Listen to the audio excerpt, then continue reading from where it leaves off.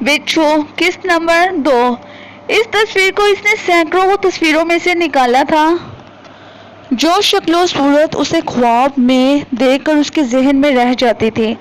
इस याददाश्त के सहारे उसने सैकड़ों तस्वीरें देखकर उसका इंतखाब किया था। कहीं से आंखें ली थी, कहीं से नाक ली थी, कहीं से होंठ चुराए थे, कहीं से चेहरे की गुलाई ली थी।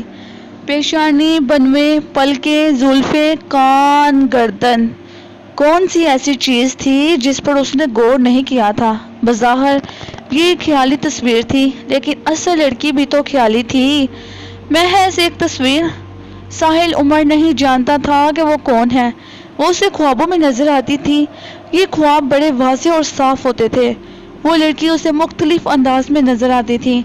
कभी वो उसे एक पत्थर पर बैठा हुआ देखता है। पत्थर पर उसका सफेद रेशमी लिबास फैला हुआ था और साथ ही जाग उड़ाता तेज रफ्तार चश्मा बह रहा था।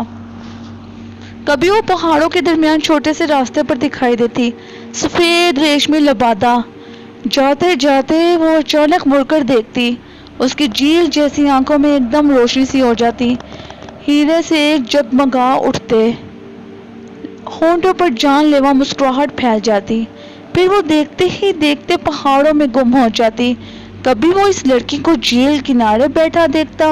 वो झुकी हुई झील के पानी में कुछ देख रही होती, जैसे पानी में अपना अक्स देख रही हो, आईना देख रही हो, अपने हुस्न पर नाज कर रही हो। वो लड़की हफ्ते 2 हफ्ते में उसके ख्वाबों में जरूर आ जाती थी, लेकिन जब उसने ये तस्वीर मुकम्मल की थी तब से वो एक बार भी उसे नजर ना आई थी।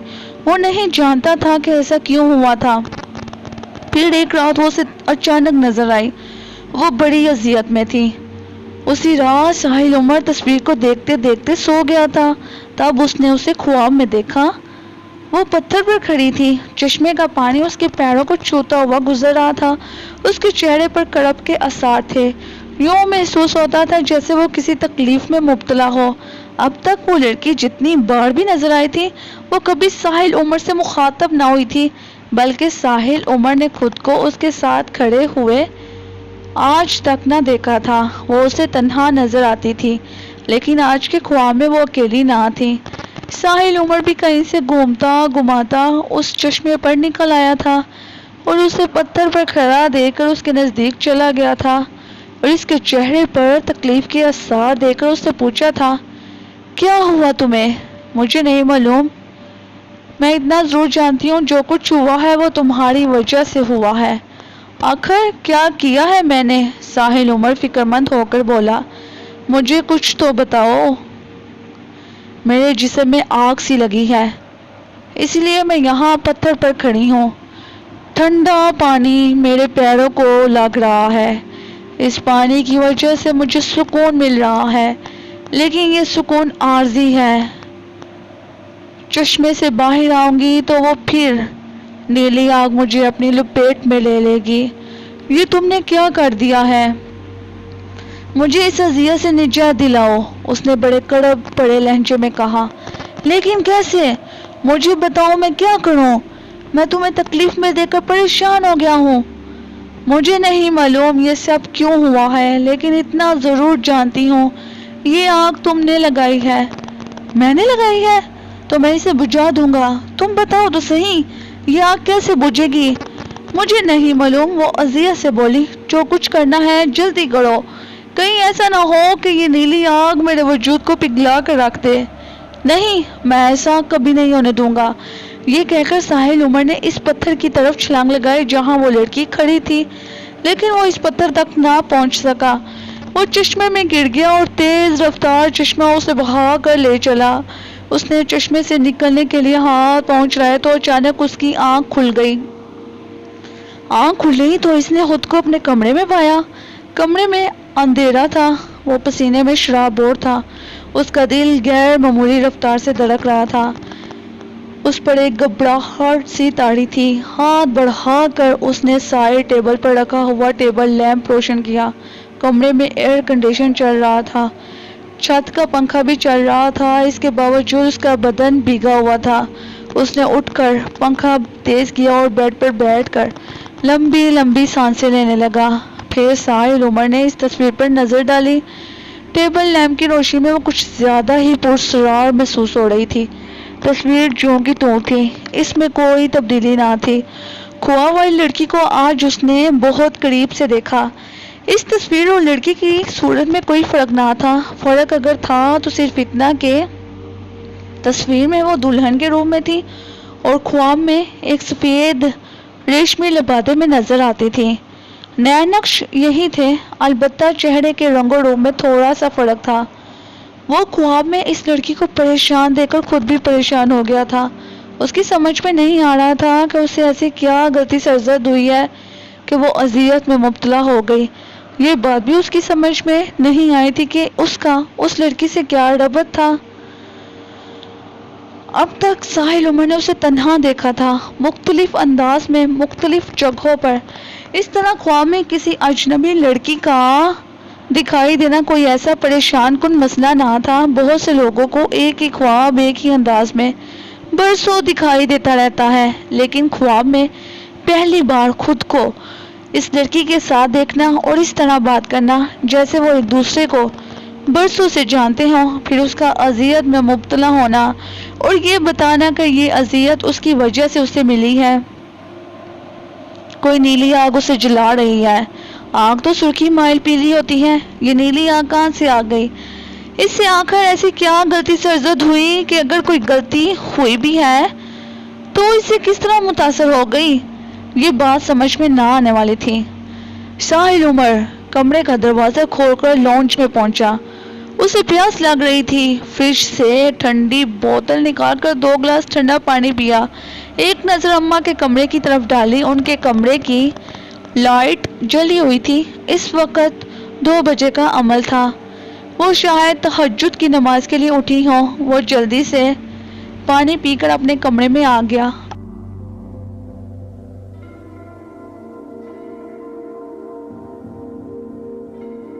اگر انہوں نے اسے اتنی رات کے اپنے کمرے سے باہر دیکھ لیا تو سوال جواب کا سلسلہ شروع ہو جائے گا، اور اس وقت وہ کسی بھی طرح کے سوال جواب کے موڈ میں نہ تھا۔ کمرے میں آ کر اس نے ٹیبل لیمپ بجھا کر ٹیوب لائٹ جلائی اور یوں ہی بے خیالی میں ٹہلنے لگا۔ اس کا دماغ اس معمے کو حل کرنے میں لگا ہوا تھا۔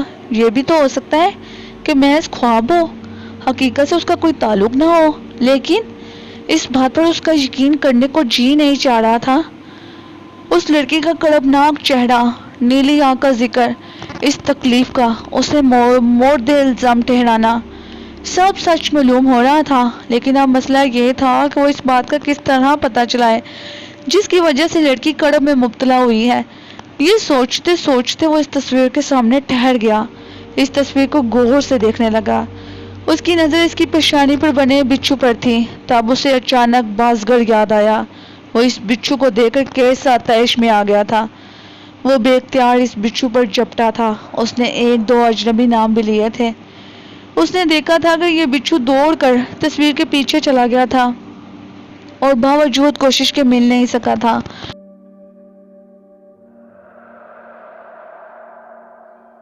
اوہ، اب سمجھ میں آیا اس سے کتنی بڑی غلطی سرزد ہوئی ہے۔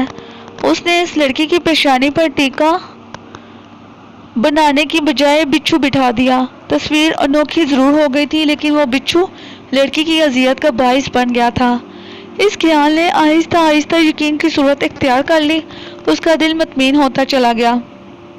صبح اٹھتے ہی سب سے پہلے کام اس نے یہ کیا کہ فریم سے تصویر کو نکال کر اپنے اسٹوڈیو میں جا کر بورڈ پر لگایا اور ٹیوبوں سے مختلف رنگ نکال کر پلیٹ میں رکھے اور برش اٹھا کر مختلف رنگوں کی آمیزش کرنے لگا۔ اس نے فیصلہ کر لیا تھا کہ کیا کرنا ہے۔ اگرچہ اس نے یہ بچھو بڑی محنت سے بنایا تھا اور وہ اس کی توقع سے کئی اچھا بن گیا تھا، بڑا زبردست، بہت جاندار، لیکن اس بچھو کو صفائے ہستی سے مٹائے بغیر چارہ نہ تھا۔ اس بچھو کو کسی کی پیشانی کا ٹکا بنا کر اس نے بہت زیادتی کی تھی۔ وہ نازک سی لڑکی اگر اس بچھو کو اپنی پیشانی پر محسوس کر کے کسی کرب میں مبتلا تھی تو وہ حق پر تھی۔ ہماری ناک پر اگر مکھی بھی بیٹھ جائے تو ہم کیسے بے چین ہو جاتے ہیں۔ برش پر رنگ لگا کر وہ بچھو کو مٹانے لگا۔ اس نے طے کر لیا تھا کہ وہ اس بچھو کو मिटा कर उसकी जगह एक खूबसूरत टीका बनाएगा। तब इस दुल्हन की कुछ और ही शान निकल आएगी। अभी उसने स्ट्रोक लगाने के लिए बुरुश बिच्छू के नजदीक किया ही था कि इसे फौरन अपना हाथ पीछे कर लेना पड़ा। इस बिच्छू ने एकदम सर उठाया था और देखते ही देखते वो बड़ी तेजी से पलटकर तस्वीर के पीछे चला गया था। साहिल बुरुश मेज पर फेंककर फौरन बोर्ड के पीछे गया कि देख सके कि वो बिच्छू किधर जा रहा है, लेकिन इतनी देर में वो बिच्छू जाने कहां से कहां पहुंच गया। साहिल उमर उसे ढूंढता ही रह गया। इस कमरे का हर गोशा हर कोना तलाश कर लिया, लेकिन इस बिच्छू ने ना मिलना था ना मिला। अम्मा नाश्ता बनाकर साहिल उमर को उठाने के लिए उसके कमरे की तरफ जाने लगी तो उन्होंने उसके स्टूडियो का दरवाजा खुला पाया। उन्होंने अंदर झांक कर देखा तो साहिल उमर इधर उधर कुछ तलाश करने में मसरूफ था। बेटा, खैरियत तो है? ये तुम सुबह ही सुबह कमरे में क्या तलाश कर रहे हो? अम्मा ने दरवाजे पर खड़े होकर पूछा। अम्मा, बस खैरियत नहीं है, जरा तुम अंदर आकर देखो, उसने अपनी परेशानी बयान की। हाय, क्या हुआ?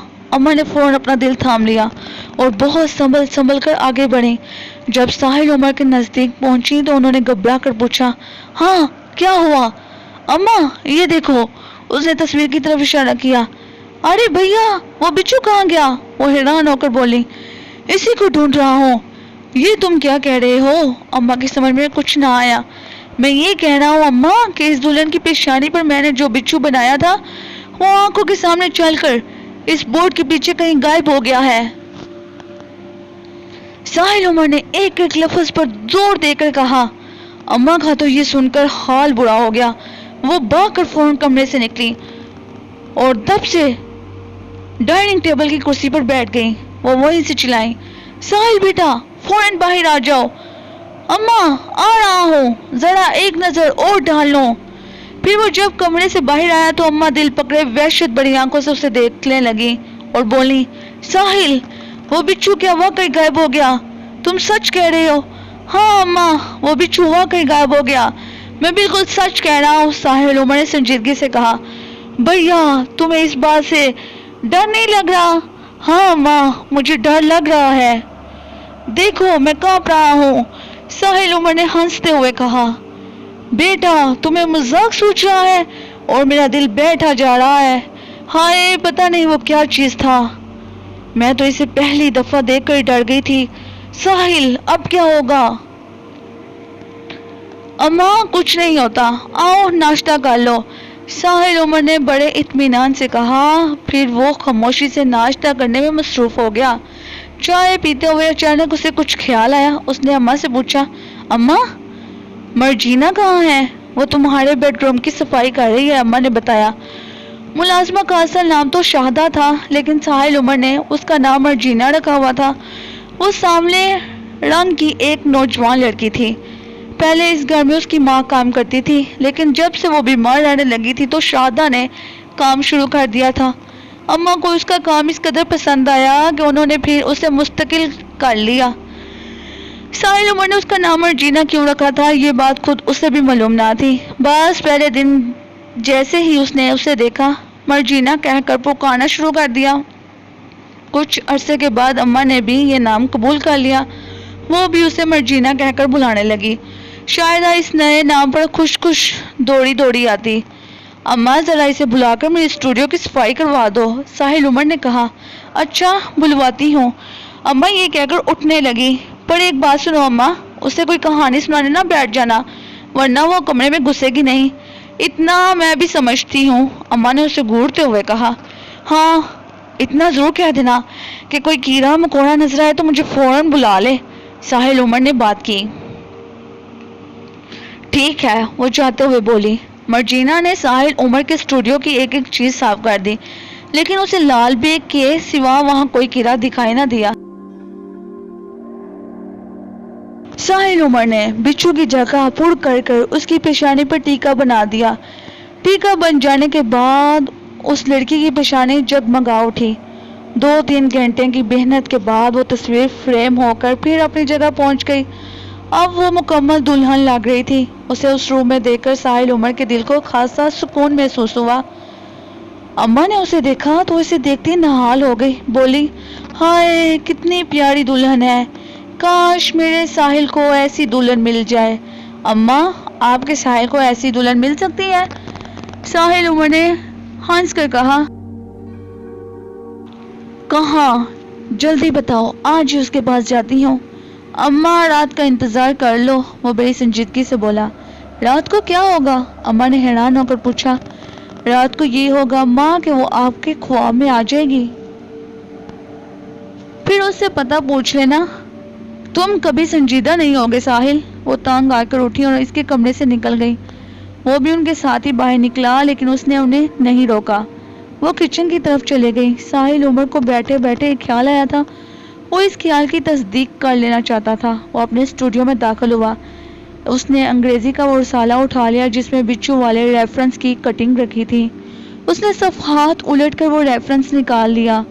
جب اس نے ریفرنس پر نظر ڈالی تو حیرت کا جھٹکا لگا۔ ریفرنس میں ہر چیز موجود تھی۔ زنانہ ہاتھ بھی موجود تھا اور ہاتھ کے پس منظر میں جو کچھ تھا وہ بھی موجود تھا۔ اگر کوئی چیز نہیں تھی تو وہ بچھو تھا۔ اس عورت کا ہاتھ جوں کا توں پھیلا ہوا تھا، لیکن ہاتھ سے بچھو غائب تھا۔ یہ کیا ہوا؟ وہ پریشان ہو کر اسٹول پر بیٹھ گیا۔ اس کی نظر ریفرنس پر تھی۔ اس عورت کے ہاتھ پر کسی قسم کا نشان نہ تھا۔ پینٹنگ پر بچھو کا نشان رہ گیا تھا۔ اس ریفرنس پر کسی قسم کی خراش تک موجود نہ تھی۔ یہ ناقابل یقین بات تھی، لیکن جو کچھ ہوا تھا اس کی نظروں کے سامنے ہوا تھا۔ اس میں کسی قسم کے شبہ یا وہم کی گنجائش نہ تھی۔ وہ بچھو اس کی پینٹنگ سے غائب ہوا تھا۔ اس نے خود اپنی آنکھوں سے تصویر کے پیچھے جاتے ہوئے دیکھا تھا اور اب وہ اصل تصویر سے بھی غائب تھا۔ آخر وہ کیا چیز تھا؟ اس کا جواب اس کے پاس نہ تھا۔ اس کا جواب کسی کے پاس بھی نہ تھا۔ رات کو 10 بجے کے قریب وہ ٹہلنے کے لیے نکلا۔ چورنگی تک گیا، وہاں پان والے سے پان خریدے اور پھر واپس گھر کی طرف چل دیا۔ جب وہ اس درخت کے نزدیک پہنچا جس کی اوٹ سے نکل کر اچانک باز گھر اس کے سامنے آ گیا تھا تو اس نے درخت کی طرف بغور دیکھا۔ وہاں کچھ نہ تھا۔ باز گھر جاتے ہوئے ایک ٹیلی فون نمبر دے گیا تھا اور ہدایت کر گیا تھا کہ تصویر تیار ہو جائے تو وہ اس نمبر پر اسے فون کر دے۔ وہ بھی بڑا عجیب اور پراسرار شخص تھا۔ اس نے اس سے پہلے کبھی اس شخص کو نہیں دیکھا تھا، لیکن وہ اسے بہت اچھی طرح جانتا تھا۔ وہ بغیر پریشانی کے اس کے ہاں پہنچ گیا تھا۔ چیتے کی تصویر پر اگرچہ اس نے کام شروع کر دیا تھا، لیکن اس کے دل میں وسوسوں نے جنم لینا شروع کر دیا تھا۔ ویسے اس تصویر پر کام کرتے ہوئے کسی قسم کی اسے کوئی پریشانی نہیں ہوئی تھی۔ گھر پہنچ کر کپڑے تبدیل کیے اور ڈیک پر ایک کیسر لگا کر اطمینان سے بیڈ پر لیٹ گیا۔ 11:05 ہو رہے تھے۔ یہ یقیناً ورشا کا فون تھا۔ جب اس نے اپنی تصویر بھیجی تھی اس کے بعد اس کا کوئی فون نہیں آیا تھا، جبکہ ساحل عمر اسی رات اس کے فون کی توقع کر رہا تھا۔ ریسیور اٹھانے سے پہلے اس نے ڈیک کی آواز خاصی دھیمی کر دی، پھر ریسیور اٹھا کر بڑی چاہت سے بولا، جی کہو رنجن، کیسے ہو؟ ادھر سے ورشا کی کھنکتی ہوئی آواز سنائی دی۔ اتنے دن کے بعد کیوں فون کیا؟ ساحل عمر نے شکوہ کیا۔ اوہ، تو تمہیں اب میرے فون کا انتظار رہنے لگا ہے؟ وہ معنی خیز انداز میں ہنسی۔ رنجن، خیریت تو ہے؟ جی، اللہ کے فضل و کرم سے خیریت سے ہوں اور آپ کی خیریت نیک مطلوب چاہتا ہوں۔ جواب میں وہ زور سے ہنس دی۔ اس کی ہنسی میں، اس کی آواز میں ایک عجیب قسم کی کشش تھی، ایسی کشش جسے الفاظ میں بیان نہیں کیا جا سکتا، صرف محسوس کیا جا سکتا ہے۔ کہو میں کیسی لگی؟ وہ بڑے مترنم انداز میں گویا ہوئی۔ اوہ، تم کہاں تھی؟ وہ تو تمہاری تصویر تھی، ساحل عمر نے وضاحت کی۔ چلو تصویر کے بارے میں ہی بتا دو۔ بہت زبردست، جس فوٹوگرافر نے بھی بنائی خوب بنائی۔ میں چاہتی ہوں کہ اب تم اس سے بناؤ، فرمائش ہوئی۔ بنا دوں گا، ساحل عمر نے فوراً وعدہ کر لیا۔ میں آج کل ایک پینٹنگ پر کام کر رہا ہوں، وہ مکمل ہو جائے تو پھر اسے بنا دوں گا۔ کس کی پینٹنگ ہے؟ اس نے پوچھا۔ جب مکمل ہو جائے گی تو تمہیں بتا دوں گا، آ کر دیکھ جانا، اس نے سادگی سے کہا۔ ہائے رنجن، مجھ سے ملنے کی خواہش ظاہر کی بھی تو کس انداز میں؟ ملنا نہیں چاہتی؟ اس نے پوچھا۔ کس غافل کو انکار ہے؟ اس نے بڑے پیار بڑے لہجے میں کہا۔ میرا بس چلے تو ابھی تم تک پہنچ جاؤں۔ اب ویسے بھی کیا بے قراری، ساحل عمر ہنسا۔ نہیں، تمہیں چین ہے؟ اس نے ایک عجیب سوال کیا۔ نہیں، ساحل عمر نے کہا، پھر بولا، ورشا ایک بات پوچھو؟ ہاں پوچھو، میرے بارے میں ایک بات نہیں 1000 باتیں پوچھو، اتنا پوچھو میں نہ رہوں۔ میں تو جانے کب سے ایسے شخص کو تلاش کر رہی ہوں جو مجھے پوچھے، جو مجھے بوجھے۔ وہ عجیب انداز میں گویا ہوئی۔ تمہاری پیٹھ پر وہ نشان کیسا ہے؟ بالکل بچھو لگتا ہے، اس نے پوچھا۔ لگتا کیا ہے، وہ ہے ہی بچھو۔ یہ نشان میری پیٹھ پر پیدائشی ہے، ورشا نے بتایا۔ کیا بچھو کے خاندان سے ہو؟ یہی سمجھ لو، ذرا میرے ڈنگ سے بچ کر رہنا، وہ ہنسی۔ میں تمہیں کب دیکھوں گا؟ اس نے اس کی بات کو نظر انداز کر کر سوال کیا۔ کل ہی، اس نے فوراً ہی فیصلہ سنا دیا۔ کہاں اور کیسے؟ ساحل عمر نے خوش ہو کر پوچھا۔ کل طاہرہ زیدی کی تصویروں کی نمائش کا افتتاح ہو رہا ہے، میں وہاں آؤں گی، تم بھی آ جانا، اس نے پروگرام بتایا۔ میں عام طور پر اس طرح کی نمائشوں میں نہیں جاتا، لیکن تمہارے لیے آؤں گا۔ وقت اور آرٹ گیلری کا بتاؤ؟ ورشا نے آرٹ گیلری کا نام بتایا اور وقت بتا دیا۔ لیکن میں تمہیں پہچانوں گا کیسے؟ ساحل عمر نے کہا۔ میں نے صرف تمہاری تصویر دیکھی ہے اور وہ بھی پشت سے۔ میں تمہیں پہچانوں گی، تم پریشان نہ ہو۔ ویسے تم بھی مجھے پہچان لو گے، میں کالی ساڑی میں ہوں گی۔ ٹھیک ہے، پھر کل ملاقات ہوگی۔ یہ کہہ کر اس نے ٹیلی فون بند کر دیا۔ یہ اس کی بڑی عجیب بات تھی، وہ اچانک ہی ٹیلی فون بند کر دیتی تھی، دوسری طرف سے ہونے والے سوال جواب کی پرواہ نہیں کرتی تھی۔ بہرحال ساحل عمر ملاقات طے ہو جانے پر بہت خوش تھا۔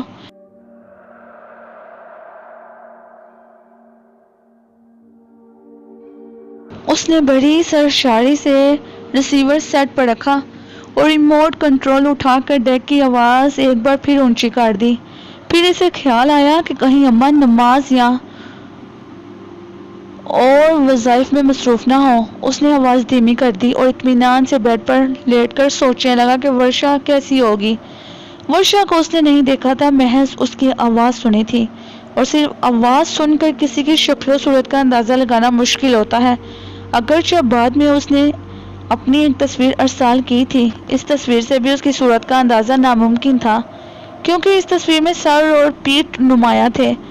اس نے سوچا کہیں ایسا تو نہیں کہ ورشا شکل و صورت کی معمولی ہو یا بدصورت ہو، تب ہی اس نے سامنے کی تصویر نہیں بھیجی۔ ویسے وہ تصویر اپنے انداز کی وجہ سے منفرد تھی، اور اس میں وہ جتنی نظر آ رہی تھی دل فریب تھی۔ وہ خود کیسی تھی؟ اس راز کے کھلنے میں اب زیادہ دیر نہیں تھی، کل معلوم ہو جانا تھا۔ میوزک سنتے سنتے اسے نیند آنے لگی تو اس نے ریموٹ کے ذریعے ڈیک آف کر دیا اور سو گیا۔ نیند گہری ہوئی تو خوابوں کی دنیا روشن ہو گئی۔ وہ ایک انتہائی پرفضا مقام تھا، نیلا صاف آسمان، برف پوش پہاڑ، اونچے اونچے درخت، سرسبز شاداب علاقہ، بہتا ہوا شفاف دریا۔ وہ ایک پتھر پر بیٹھی دریا کے پانی سے کھیل رہی تھی۔ وہ بہت خوش نظر آ رہی تھی، اور اتنی خوش تھی کہ وہ دریا کا پانی کسی پر اچھال رہی تھی۔ تب اس نے دیکھا کہ وہ جس پر خوشی میں پانی اچھال رہی ہے وہ کوئی اور نہیں، خود ساحل عمر ہے، اور وہ پانی کے چھینٹوں سے بچنے کے لیے اپنے دونوں ہاتھ پھیلائے ہوئے ہے۔ مت پھینکو پانی، میرے کپڑے بھیگ رہے ہیں، ساحل عمر نے احتجاج کیا۔ تو بھیگنے دو، وہ ایک ادائے بے نیازی سے بولی، اور پھر ایک مرتبہ پھر پانی اس کے اوپر اچھال دیا۔ آج تم بہت خوش ہو، خیر تو ہے؟ ساحل عمر نے پوچھا۔ ہاں، آج میں بہت خوش ہوں، اس نے مسکرا کر کہا۔ ایسی کیا خوشی مل گئی آخر؟ ساحل عمر نے پوچھا۔ خوشی تو تم ہی نے دی ہے، کیا تم نہیں جانتے؟ اس نے بتایا۔ عجیب بات ہے، میں نے تمہیں خوشی دی ہے؟ اس سے پہلے میں نے تمہیں رنج دیا ہے، نہ تو مجھے رنج دینے کی وجہ معلوم ہو سکی اور نہ خوشی کی وجہ معلوم ہے۔ کچھ بتانا پسند کرو گی؟ ساحل عمر نے پوچھا۔ تم نے میرے ماتھے پر ٹیکا سجا دیا، ایک عذاب سے مجھے نجات دلا دی، اس سے زیادہ خوشی کی بات اور میرے لیے کیا ہو سکتی ہے؟ اور یہ سب تمہاری وجہ سے ہوا۔ اس کا مطلب ہے کہ میرا اندازہ صحیح تھا، اس بچھو نے تمہیں پریشان کیا ہوا تھا۔ ہاں اور کیا، لیکن میں اسے مٹا نہ سکا، وہ فرار ہو گیا۔ ساحل عمر کے لہجے میں پچھتاوا تھا۔ کاش تم اسے مار دیتے، وہ بولی۔ وہ میرے ہاتھ لگتا جب نہ، میں نے تو اسے فنا کرنے کے لیے برش اٹھا لیا تھا، وہ بہت خطرناک ہے۔ اس کے لہجے میں خوف تھا۔ وہ گیا کدھر؟ ساحل عمر نے پوچھا۔ میں نہیں جانتی، بس اتنا جانتی ہوں کہ اب وہ تمہیں کہیں نظر آئے تو اس سے دور ہو جانا۔ اسے مار کیوں نہ دو؟ اس نے پوچھا۔ تم اسے نہیں مار سکتے، کاش تم اسے مار سکتے، اس نے عجیب بات کہی۔ وہ ہے کیا بلا؟ ساحل عمر نے سوال کیا۔ وہ اور ہے، اس نے بتایا۔ یہ اس کا نام ہے؟ ساحل عمر نے پوچھا۔ ہاں، یہ اس خبیث کا نام ہے، وہ ایک شیطان کا بیٹا ہے۔ تم کیا ہو؟ ساحل عمر نے براہ راست سوال کیا۔ میں رشا ملوک ہوں، اس نے اپنا نام بتایا۔ رشا ملوک، اس نے حیرت سے دوہرایا۔ یہ نام میرا سنا ہوا ہے۔ اوہ ہاں، یاد آیا، تمہارا اور بچھو کا نام بازگر نے لیا تھا۔ کیا تم بازگر کو جانتی ہو؟ اوہ، تو تہکال تم تک پہنچ گیا۔ اس کے لہجے میں کس قدر خوشی تھی۔ وہ چیتے کی تصویر؟ ساحل عمر نے پوچھا۔ ہاں، اسے جتنا جلدی ممکن ہو سکے بنا دو، وہ بڑی خوبیوں کا مالک ہے۔ وہ میرا محافظ ہے، وہ تمہاری بھی حفاظت کرے گا۔ اس کی تصویر جلد از جلد مکمل کر لو، وقت قریب آ رہا ہے۔ کیسا وقت؟ ایک خوشگوار وقت، ایک روشن لمحہ۔ یہ کہہ کر اس نے پیچھے مڑ کر دیکھا اور پتھر پر کھڑی ہو گئی، پھر بولی، وہ مجھے لینے آیا ہے، میں جا رہی ہوں۔ میری ایک بات دھیان سے سن لو، اپنا خیال رکھنا، کسی کے فریب میں مت آ جانا۔ تب اچانک ایک بادل کا ٹکڑا کہیں سے نمودار ہوا، وہ اس گہرے بادل میں چھپ گئی۔ ایک لمحے بعد وہاں کچھ بھی نہ رہا، خالی پتھر رہ گیا تھا، بادل اسے اڑا کر لے جا چکا تھا۔ پھر ایک دم منظر بدل گیا۔ ساحل عمر نے دیکھا کہ ایک بہت بڑا بچھو ایک پتھر سے اتر کر اس کی طرف بڑھ رہا ہے۔ اس بچھو کا سائز ایک بڑے کچھوے کے برابر تھا۔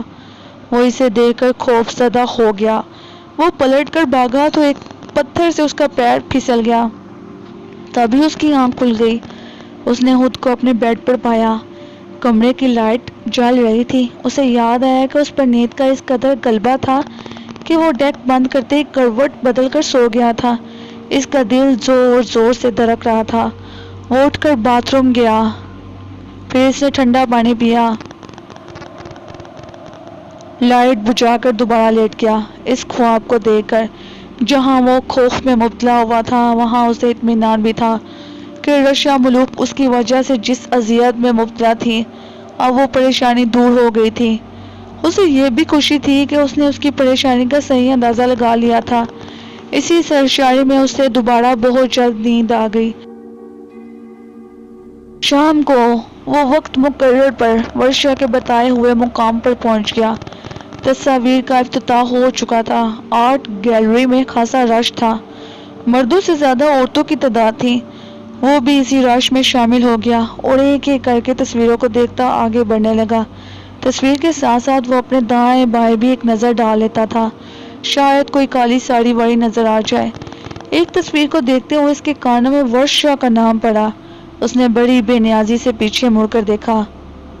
دو لڑکے محو گفتگو تھے، اگرچہ دھیمے لہجے میں بات کر رہے تھے، لیکن وہ ساحل عمر کے اتنے نزدیک تھے کہ ساری بات اس کی سمجھ میں آ رہی تھی۔ تو تم نے دیکھا یہاں ورشا آئی ہوئی ہے؟ لہجے میں بڑی دلچسپی تھی۔ کہاں ہے وہ قیامت؟ دوسرا بے قرار ہو کر بولا، میں نے ابھی اسے طاہرہ زیدی کے ساتھ دیکھا تھا، پہلے والے لڑکے نے بتایا۔ کیا غضب کی لڑکی ہے یار، میرا جی چاہتا ہے اس کا مجسمہ بناؤں۔ دوسرا لڑکا بولا، ہاں بنا سکتے ہو، مگر خواب میں۔ اس بات پر دونوں ہنستے ہوئے آگے بڑھ گئے۔ ان لڑکوں کے آگے بڑھ جانے کے بعد اس نے ذرا پیچھے ہٹ کر حال میں طاہرانہ نگاہ ڈالی۔ وہ جہاں تک دیکھ سکتا تھا اس نے دیکھا، مگر اسے کالی ساڑی میں کوئی لڑکی نظر نہیں آئی۔ وہ پھر تصویریں دیکھنے میں لگ گیا۔ اب آخری 2-4 تصویریں رہ گئی تھیں۔ ورشا ابھی تک اس کے سامنے نہیں آئی تھی، جبکہ وہ اس کی موجودگی کے بارے میں ان لڑکوں کی زبانی سن چکا تھا۔ آخر وہ اس کے سامنے کیوں نہیں آئی تھی؟ اس نے تو کہا تھا کہ وہ اسے اچھی طرح پہچانتی ہے۔ اس اسنا میں 1-2 خواتین کالی ساڑی میں تھی، لیکن وہ اجنبیوں کی طرح اس کے پاس سے گزر گئی تھی۔ جب وہ آخری تصویر دیکھ رہا تھا تو اس کے دل پر اداسی سی چھا گئی تھی۔ اسے آرٹ گیلری میں گھومتے ہوئے خاصی دیر ہو گئی تھی۔ اسی اسنا میں اسے اپنے کئی شناسا ملے تھے، لیکن اس نے ان سے واجبی سی گفتگو کر کر جلد اپنا پیچھا چھڑا لیا تھا، تاکہ ورشا کو اس کے نزدیک آنے میں کوئی جھجک محسوس نہ ہو۔ اب وہ آخری تصویر جو باہر نکلنے والے دروازے کے نزدیک تھی آ پہنچا تھا، اور وہ ابھی تک نہیں پہنچی تھی۔ ورشا سے اسے اس طرح کے رویے کی امید نہ تھی۔ آخری تصویر دیکھ کر وہ مایوسانہ قدم اٹھاتا ہوا دروازے کی طرف بڑھا۔ اچانک کسی نے پیچھے سے اس کے کندھے پر ہاتھ رکھ کر کہا، رنجن، بغیر ملے ہی چلے جاؤ گے؟ ساحل عمر نے خوشی سے مڑ کر دیکھا۔ اسی وقت گولی چلنے کی آواز آئی۔ یوں تو ورشا کا ملنا بھی کسی دھماکے سے کم نہ تھا، لیکن اس وقت حقیقتاً ایک دھماکہ ہوا تھا۔ لوگوں میں بھگدڑ مچ گئی تھی۔ یہ دونوں دروازے کے نزدیک ہی تھے، اس لیے ورشا اس کا ہاتھ پکڑ کر اسے باہر نکال لائی تھی۔ اس نے کہا تھا، ساحل جلدی سے یہاں سے نکلو، اور وہ بڑی تیزی سے اس کے ساتھ باہر نکل آیا تھا۔ دوسرے دن گولی چلنے کی وجہ معلوم ہوئی۔ اصل میں طاہرہ زیدی کا ایک نوجوان سے جھگڑا ہو گیا تھا۔ بات اتنی آگے بڑھی کہ اس نوجوان نے غصے میں آ کر ریوالور نکال لیا اور گولی چلا دی۔ وہ نوجوان ایک بڑے سیاستدان، ایک بڑے زمیندار کا بگڑا ہوا بیٹا تھا۔ اسے طاہرہ زیدی کی ایک تصویر پسند آ گئی تھی۔ اس نے طاہرہ زیدی سے اس تصویر کو خریدنے کی خواہش ظاہر کی۔ اتفاق سے کچھ دیر پہلے وہ تصویر بک چکی تھی۔ طاہرہ زیدی نے اس نوجوان سے معذرت کرتے ہوئے کہا، سوری سر، وہ تصویر تو فروخت ہو چکی ہے۔ کتنے میں بکی ہے؟ اس نوجوان نے بے نیازی سے پوچھا۔ جی 60,000 میں، طاہرہ نے سادگی سے کہا۔ میں اسی کے 70,000 دینے کو تیار ہوں، اور وہ بھی کیش، ہاتھ کے ہاتھ۔ اس نوجوان کے لہجے میں بڑا تکبر تھا۔ آپ مجھے جانتی ہوں گی، بات یہ ہے کہ مجھے جب کوئی چیز پسند آ جاتی ہے تو میں اسے چھوڑتا نہیں۔ آپ کسی منڈی میں نہیں، آرٹ گیلری میں کھڑے ہیں، ذرا خود کو سنبھال کر بات کیجیے۔ طاہرہ زیدی نے بہت ملائمت سے کہا، رہ گئی یہ بات کہ آپ کون ہیں، مجھے کوئی فرق نہیں پڑتا، میں آپ کو بالکل نہیں جانتی۔ تصویر کے بارے میں آپ کو بتا چکی ہوں کہ وہ میں فروخت کر چکی ہوں۔ اب آپ مجھے اس کے 1,00,000 روپے بھی دیں گے تو بھی میں یہ تصویر آپ کے حوالے نہیں کروں گی۔ پھر محترمہ، آپ میری بات پوری توجہ سے سن لیں، اگر یہ تصویر مجھے نہ ملی تو پھر کسی کو بھی نہیں ملے گی۔ یہ کہہ کر وہ تصویر کی طرف بڑھا۔ طاہرہ زیدی یا وہاں موجود کسی کی سمجھ میں یہ بات نہ آئی کہ وہ کیا کرنے جا رہا ہے۔ کوئی اس انتہائی احمقانہ قدم کے بارے میں سوچ بھی نہیں سکتا تھا۔ اس نے تصویر کے سامنے جا کر آنن فانن کندھے پر لٹکا ہوا ریوالور اتارا اور اس کے کھول سے ریوالور نکال کر تصویر کے چہرے کا نشانہ لیا۔ ریوالور تانے دے کر لوگ فوراً ادھر ادھر ہٹ گئے۔ اس نے گولی چلانے میں دیر نہ کی، تصویر کی پیشانی میں سوراخ ہو گیا۔ طاہرہ زیدی اپنی تحلیق کے ساتھ ایسا فاقانہ سلوک دیکھ کر اپنے ہوش گنوا بیٹھی۔ وہ نوجوان اپنے حواریوں کے ساتھ پورے اطمینان کے ساتھ آرٹ گیلری سے باہر نکلا تھا اور اپنی پجاروں میں بیٹھ کر اپنی راہ ہو لیا۔ اس کی راہ روکنے والا کوئی نہ تھا، اس کا کوئی کچھ نہ بگاڑ سکا۔ خیر، گولی کی آواز سن کر جب ورشا اسے باہر نکال آئی تو اس نے پوچھا، رنجن، تمہاری گاڑی کہاں ہے؟ وہ سامنے، ساحل عمر نے اس کے چہرے کی طرف دیکھتے ہوئے کہا۔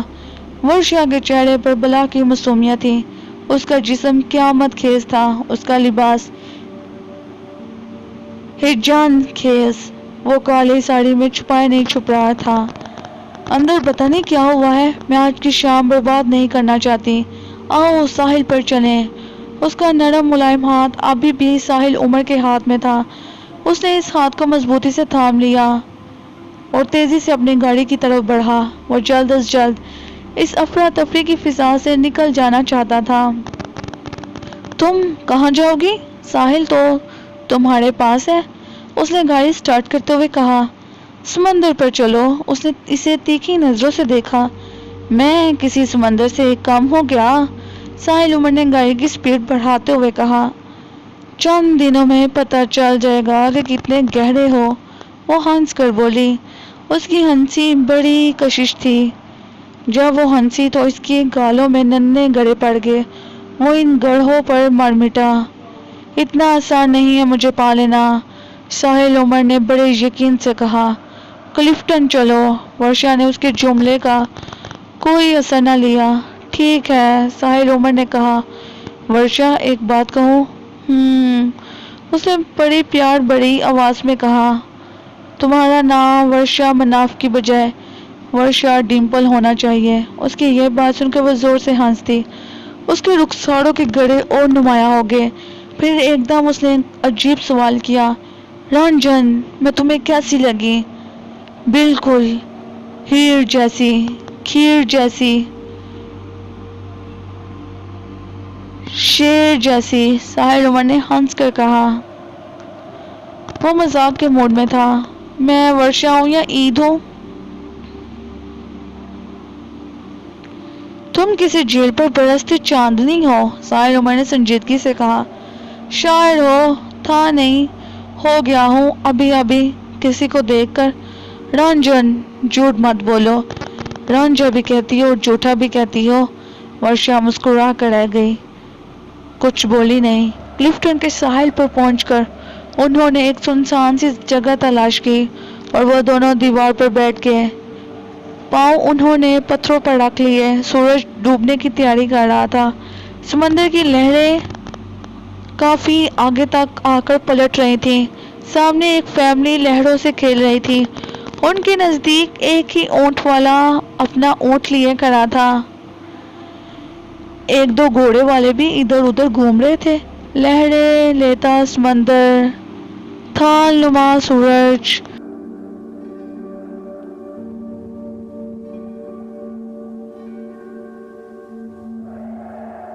سرخی مائل آسمان، عجیب منظر تھا۔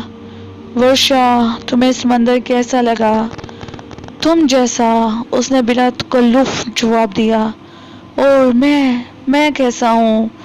سمندر جیسا، گویا میں اور سمندر اصل میں ایک ہیں، اس نے معنی خیز انداز میں کہا۔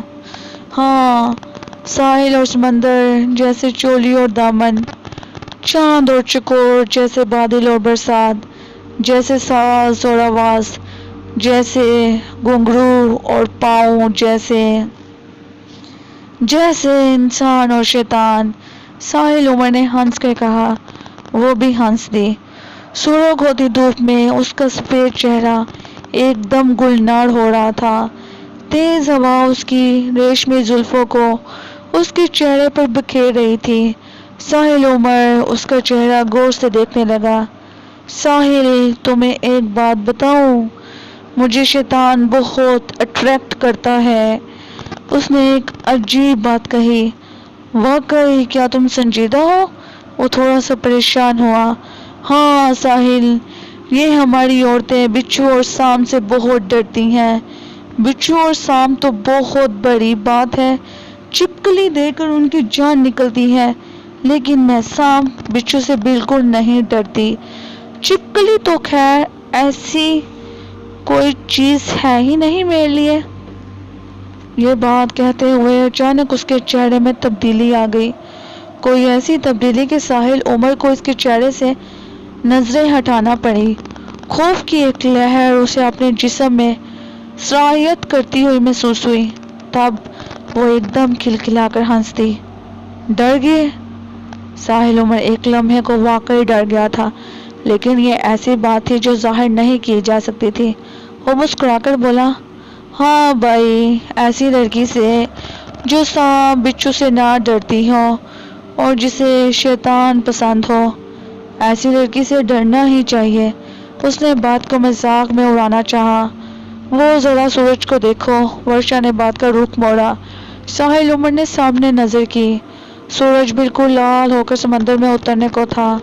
سورج اپنے جلتے ہوئے بدن کے ساتھ وقت کے سمندر میں غروب ہو رہا ہے۔ وہ بولی، بہت خوب، تمہیں تو شاعرہ ہونا چاہیے۔ وہ خوش دلی سے بولا، میں ہوں نا شاعرہ؟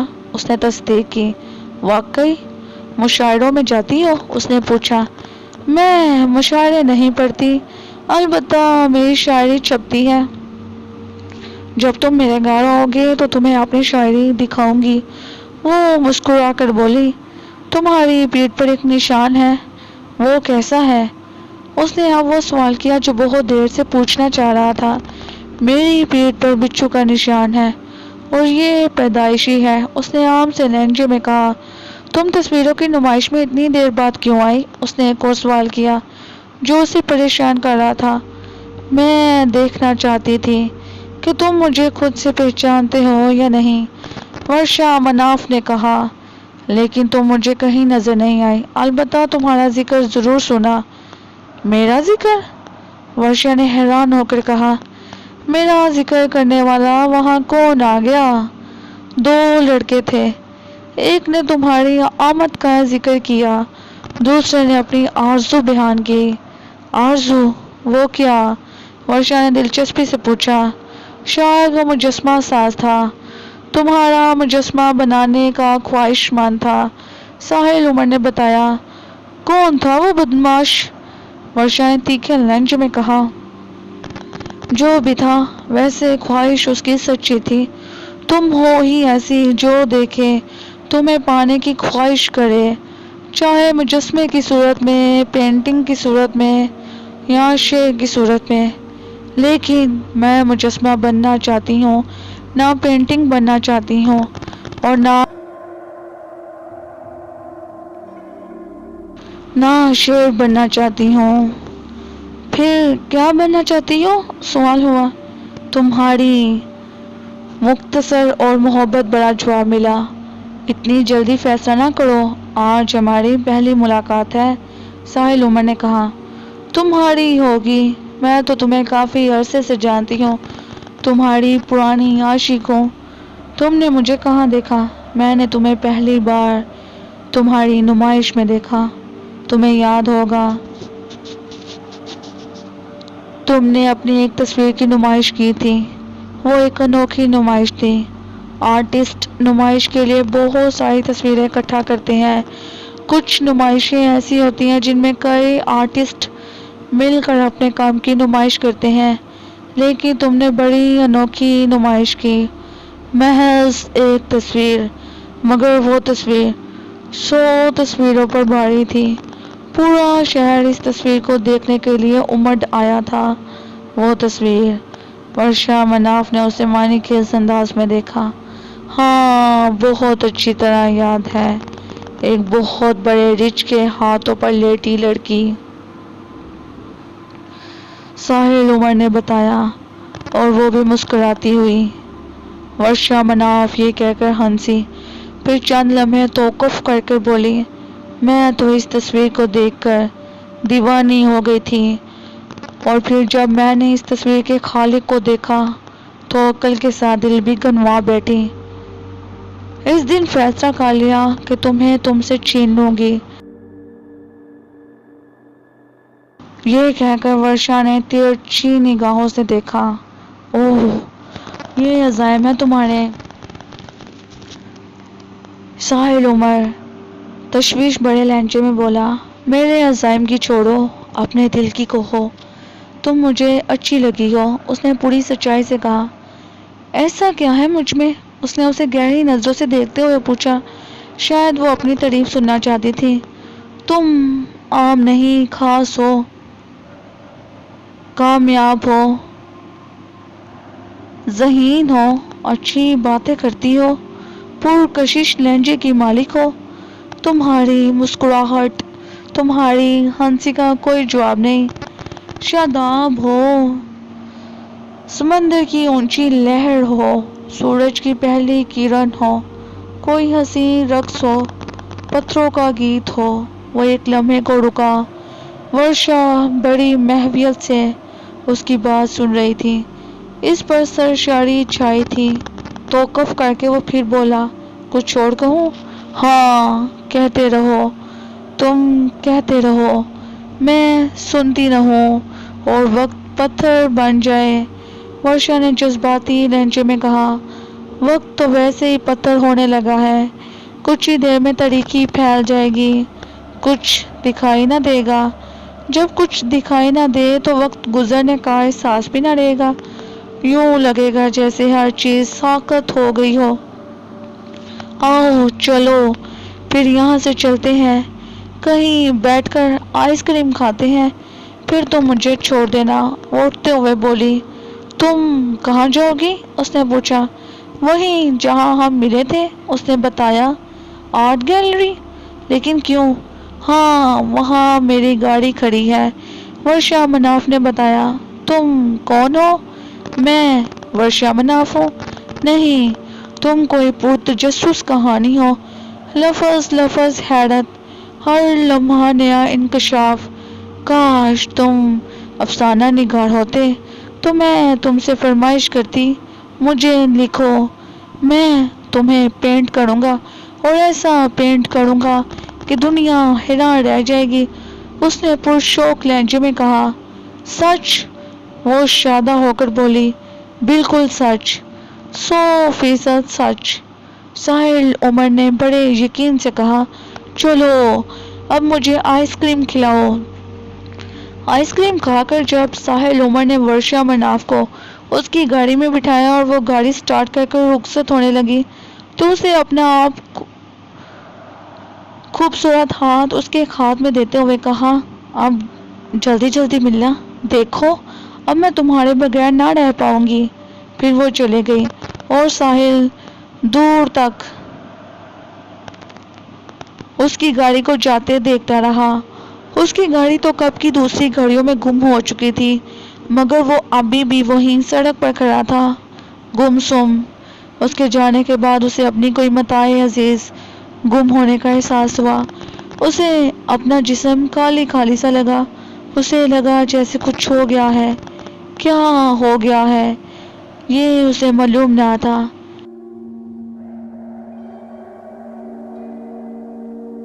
کہیں اسے اس سے محبت تو نہیں ہو گئی؟ وہ ویسے بھی اس قابل تھی کہ اس سے محبت کی جائے، وہ حسین بھی تھی اور ذہین بھی تھی، اسے گفتگو کرنے کا فن آتا تھا، اس کا انداز دلربا تھا، اس کی آنکھیں بولتی تھیں اور لب گنگناتے تھے۔ وہ ایک سحر تھی، جادو تھی، فسو تھی، اور کیوں نہ ہوتی؟ وہ آخر بیٹی کس کی تھی؟ وہ ایک ہندو ماں کی بیٹی تھی۔ اس کی ماں کا نام برکھا دیوی تھا، بنگالن تھی۔ اس کا تعلق کلکتہ سے تھا، ایک ایسی سرزمین سے جو اپنے جادو کے لیے مشہور ہے۔ شہر بنگال سے کون واقف نہیں؟ ورشا مناف کا نانا یعنی برکھا دیوی کا باپ کالی داس نام کا کالی داس نہ تھا، وہ واقعی کالی دیوی کا غلام تھا، اس کا پجاری تھا، وہ جادو ٹونے کا ماہر، اس کا جادو سر چڑھ کر بولتا تھا۔ کسی محبوب کو قدموں میں گرانا ہو، کسی شوہر کو مٹھی میں لینا ہو، میاں بیوی کے درمیان جھگڑا کروانا ہو، کسی سے انتقام لینا ہو، خاندانوں میں نفاق کا بیج بونا ہو، کوئی بھی منفی کام کرایا جا سکتا تھا۔ نہ صرف یہ کہ وہ الٹے سیدھے جاب کرتا تھا، بلکہ جو لوگ اس کے پاس اپنی تشنہ آرزوئیں لے کر آتے تھے، ان سے بھی وہ ایسے عمل کرواتا تھا کہ وہ انسان نہ رہتے تھے، شیطان بن جاتے تھے۔ کالی داس کی ہتھیلی کی پشت پر ایک بچھو گدا ہوا تھا، ایسا ہی بچھو برکھا دیوی کے بازو پر بنا ہوا تھا۔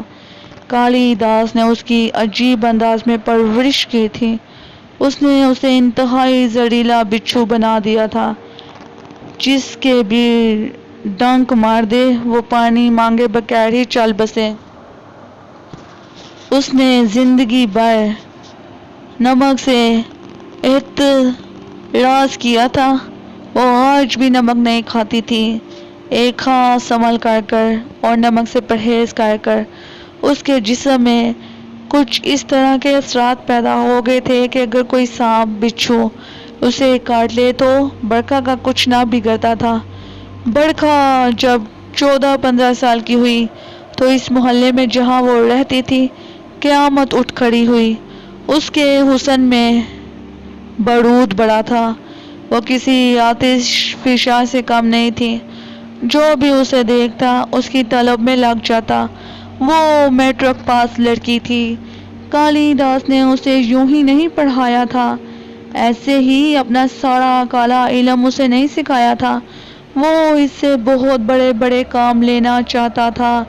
تب کالی داس نے کلکتہ چھوڑ دیا، اس نے بمبئی کا رخ کیا، وہاں ایک بہتر علاقے میں اس نے چھوٹا سا فلیٹ خریدا، اسے آراستہ کیا۔ پھر کالی داس ایک انگلش اخبار کے دفتر پہنچا، ساتھ میں اس کی دختر تھی۔ کچھ برکھا کا حسن اور کچھ کالی داس کا عمل، دونوں نے مل کر ایڈیٹر کو رام کیا۔ دوسرے دن برکھا کی ایک تصویر اس اخبار کے فرنٹ پیج پر چھپ گئی۔ اس تصویر کے نیچے کیپشن لگایا گیا تھا، مستقبل کی ہیروئن اپنے فلم ساز کی تلاش میں۔ وہ ایک زبردست تصویر تھی، برکھا حسین تو تھی ہی، اس تصویر میں وہ نیم اڑیا بھی تھی۔ اس نیم اڑیا حسن نے قیامت ڈال دی۔ اس سے پہلے کوئی پروڈیوسر اس کی طرف متوجہ ہوتا، اس اخبار کا مالک سروپ رائے اس تصویر کو دیکھ کر دیوانہ ہو گیا۔ سروپ رائے نے اخبار کے ایڈیٹر سے کچھ نہ کہا تاکہ اس کا بڑم برقرار رہے۔ اس نے اپنے اخبار کے ایک سب ایڈیٹر کو طلب کر لیا اور اس سب ایڈیٹر شانتی لال سے، جو اس کے اعتماد کا آدمی تھا، بالا ہی بالا برکھا کے بارے میں معلومات حاصل کر لی، اور وہ اسی شام شانتی لال کو اپنے ساتھ لے کر کالی داس کے فلیٹ پر پہنچ گیا۔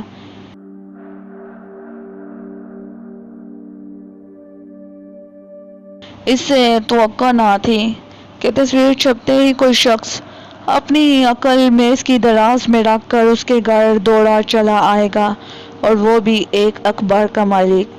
سروپ رائے محض ایک اخبار کا مالک نہ تھا، اس کے کئی بزنس تھے، اس نے 1-2 فلموں میں بھی سرمایہ کاری کی ہوئی تھی۔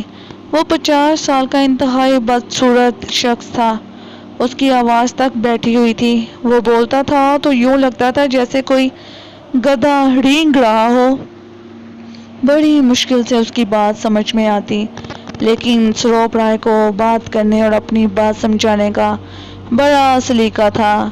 اسی شام بھی برکھا کالی ساڑی باندھے بغیر آستین کے چھوٹے سے بلاؤز میں اس کے سامنے آئی تو سروپ رائے نے کوئی بات نہ کی، اس نے اپنا بیگ کھول کر پہلے سے ٹائپ شدہ کانٹریکٹ نکال کر برکھا کے باپ کے سامنے رکھ دیا۔ پہلی بول پر ہی چھکا لگ گیا تھا۔ یہ ایک شاندار معاہدہ تھا جس کے تحت بنگلہ، گاڑی، بما ڈرائیور، 10,000 روپے ماہانہ اور ایک فلم میں ہیروئن کا چانس دیا جا رہا تھا۔ کالی داس نے اس معاہدے پر آنکھ بند کر کر دستخط کر دیے۔ تیسرے دن سروپ رائے نے اپنے معاہدے پر عمل کرتے ہوئے ساحل سمندر کے ایک پوش علاقے کے بنگلے میں انہیں منتقل کر دیا۔ سروپ رائے اپنے کو بڑا کایا سمجھتا تھا۔ سمجھتا کیا تھا، وہ تھا بھی بڑا چلتا پرزا۔ وہ ایک کولی کا بیٹا تھا، لیکن آج اس کے پاس اتنا پیسہ تھا کہ وہ آج اس شہر کی سرکولر ریلوے کو خرید سکتا تھا۔ یہ پیسہ اس نے اپنی چال بازیوں سے کمایا تھا۔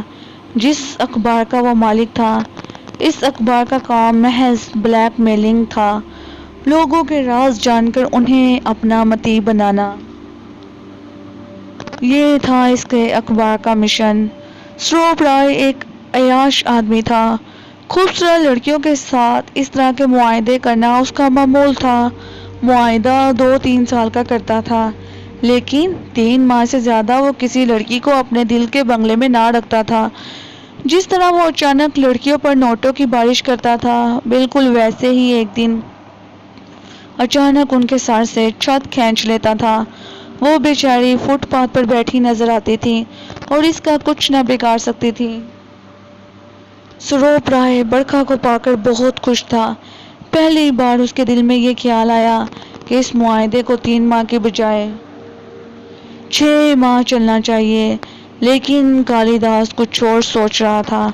وہ اسے 3 ماہ سے زیادہ کی مہلت دینا چاہتا تھا۔ سروپ رائے اس کا پہلا شکار تھا۔ سروپ رائے روز ہی بنگلے پر آتا تھا اور برکھا کو اپنے ساتھ مختلف پارٹیوں میں لے جاتا تھا۔ بڑے سرکاری عہدے داروں، بڑے بزنس مینوں اور بڑے سیاستدانوں سے ملاقات کے دوران وہ برکھا کو اپنے ساتھ رکھتا تھا۔ وہ اسے اپنی پرائیویٹ سیکرٹری ظاہر کرتا تھا۔ ہفتے میں 1 رات وہ بنگلے پر گزارتا تھا اور یہی رات برکھا کے لیے قیام کی ہوتی تھی۔ سروپ رائے کے ساتھ تنہائی میں وقت گزارنا بڑے دل گردے کا کام تھا۔ پیسہ بڑی چیز ہے اور پیسہ بری چیز بھی ہے۔ جو آدمی سے اس کی مرضی کے خلاف بہت کچھ کروا لیتا ہے، وہ بھی مجبور تھی۔ اس کے باپ نے کہا تھا کہ وہ بس 3 ماہ صبر کرے، وہ 3 ماہ میں اس کے نیچے سے زمین کھینچ لے گا۔ اس بنگلے میں آنے کے 15 دن بعد ایک بے چاند رات میں کالی داس نے سروپ رائے کی تصویر پر عمل شروع کیا۔ یہ تصویر برکھا نے بڑے اصرار کر کر سروپ رائے سے منگوائی تھی۔ اس نے کہا تھا کہ جب تم بنگلے پر نہیں ہوتے تو میں اس تصویر سے ہی باتیں کر لیا کروں گی، اور وہ شاطر کھلاڑی اس بات کو سچ سمجھ بیٹھا تھا۔ اس نے دوسرے ہی دن اپنی ایک بڑی تصویر فریم کروا کر اس کے حوالے کر دی تھی۔ اب وہی تصویر فریم سے نکال لی گئی تھی۔ رات کے 2 بجے تھے۔ کالی داس آلتی پالتی مارے اپنے ہاتھ میں اس کی تصویر لیے کسی جاب میں مصروف تھا۔ جاب سے فارغ ہو کر اس نے زمین پر ایک دائرہ کھینچا۔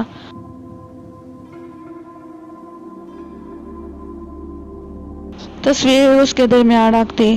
برکھا نزدیک ہی بیٹھی تھی۔ باپ کے اشارہ کرنے پر وہ اٹھی اور ایک خالی سرنج جو میز پر رکھی تھی کالی داس کے حوالے کر دی۔ کالی داس نے سرنج اپنے ہاتھ میں لے کر برکھا سے اپنا بازو نزدیک لانے کے لیے اشارہ کیا۔ برکھا نے اپنا بازو جس پر بچھو بنا ہوا تھا کالی داس کی طرف بڑھا دیا اور اپنا چہرہ دوسری طرف پھیر لیا۔ کالی داس نے سرنج ٹھیک بچھو کے منہ پر رکھی اور گوشت میں داخل کر دی۔ پھر اس نے آدھی سرنج کے قریب برکھا کا خون نکال لیا۔ پھر اس نے خون کو روئی کے ذریعے سروپ رائے کی پوری تصویر پر مل دیا اور برکھا کو کمرے سے باہر جانے کا اشارہ کیا۔ برکھا کے کمرے سے چلے جانے کے بعد آدھے گھنٹے تک وہ تصویر پر کچھ پڑھ کر پھونکتا رہا۔ کچھ ہی دیر میں کمرے کے مختلف کونوں سے بچھو نکل کر آنے لگے۔ بچھوؤں کو دیکھ کر کالی داس اس دائرے سے کافی پیچھے ہٹ کر بیٹھ گیا جس میں سروپ رائے کی تصویر رکھی تھی۔ بچھو ایک ایک کر کے اس تصویر پر جمع ہونے لگے۔ جب اتنے بچھو اس تصویر پر جمع ہو گئے کہ وہ ساری بچھو سے ڈھک گئی تو کالی داس کے ہونٹوں پر ایک شیطانی مسکراہٹ کھیلنے لگی۔ وہ بڑی آہستگی سے اٹھ کر کمرے سے باہر آ گیا اور اس نے کمرے کو باہر سے تالا لگا دیا۔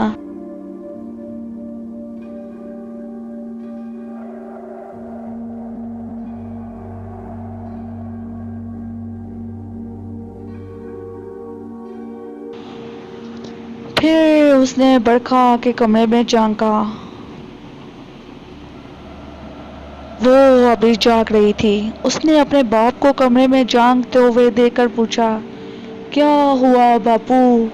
اوڑوں نے اس کی تصویر کو گھیر لیا ہے، صبح تک کچھ نہ بچے گا، کالی داس نے خوشی سے کہا۔ پھر وہ اپنے کمرے میں جا کر سو گیا۔ صبح تڑکے ہی اس کی آنکھ کھل گئی۔ ابھی سورج نہ نکلا تھا۔ سورج نکلنے سے پہلے ہی اس نے بند کمرہ کھولنا تھا۔ وہ جلدی سے اٹھا اور منہ میں کچھ بڑبڑاتا ہوا بند کمرے کی طرف چلا۔ تالا کھول کر وہ تیزی سے تصویر کی طرف بڑھا۔ اب تصویر پر ایک بچھو بھی نہ تھا۔ وہ تصویر کو دیکھ کر بہت خوش ہوا۔ بچھو اپنا کام کر کے جا چکے تھے۔ اب وہاں سروپ رائے کی تصویر نہ تھی، بس ایک سفید کاغذ تھا۔ تصویر کو بچھو نے کھا لیا تھا۔ اس سفید کاغذ کو اس نے 4 برابر کے ٹکڑوں میں تقسیم کیا اور ماچس نکال کر ان کاغذ کے ٹکڑوں کو ایک ایک کر کے جلانے لگا۔ پھر اس نے کاغذ کے ان ٹکڑوں کی راکھ ایک شیشی میں احتیاط سے جمع کر لی اور خوشی سے نعرہ لگایا، جے کالی۔ پھر یہ راکھ بڑی شیشی کالی داس نے برکھا کے حوالے کر دی اور اسے بتا دیا کہ کیا کرنا ہے۔ اسی شام جب سروپ رائے اسے کسی تقریب میں لے جانے کے لیے آیا تو برکھا نے بڑے پریم سے اس کے لیے کافی بنائی۔ کافی میں اپنے باپو کی حسب ہدایت اس کی تصویر کی وہ چاول بھر راکھ ملائی اور اپنے ہاتھوں سے پلا دی۔ یہ تو خیر راکھ ملی کافی تھی، اگر وہ اسے زہریلی کافی بھی پلا دیتی تو وہ پینے سے انکار نہ کرتا۔ وہ چیز ہی ایسی تھی۔ 15-20 دن کے اندر وہ راکھ سروپ رائے کے پیٹ میں جا کر خون میں سرایت کر گئی اور وہ جو خود کو بڑا شاطر کھلاڑی سمجھتا تھا مات کھا گیا، اور مات بھی ایسی کہ اسے اندازہ ہی نہ ہوا کہ وہ اس کے ساتھ ہو کیا گیا ہے۔ 3 ماہ کے اندر برکھا نے اس سے جو چاہا حاصل کر لیا اور وہ کسی معمول کی طرح کاغذات پر دستخط کرتا رہا، بنگلہ، گاڑی اور ایک لمبی رقم اپنے نام کروا لی۔ پھر وہ قاتل شام آئی۔ ابھی تک تو یوں ہوتا رہا تھا کہ سروپ رائے جب کسی لڑکی سے اکتا جاتا تو وہ اپنے مسلح گنڈے بیچ کر اس لڑکی سے اپنا بنگلہ خالی کروا لیتا۔ وہ لڑکی اور اس کے لواحقین سڑک پر بٹھا دیے جاتے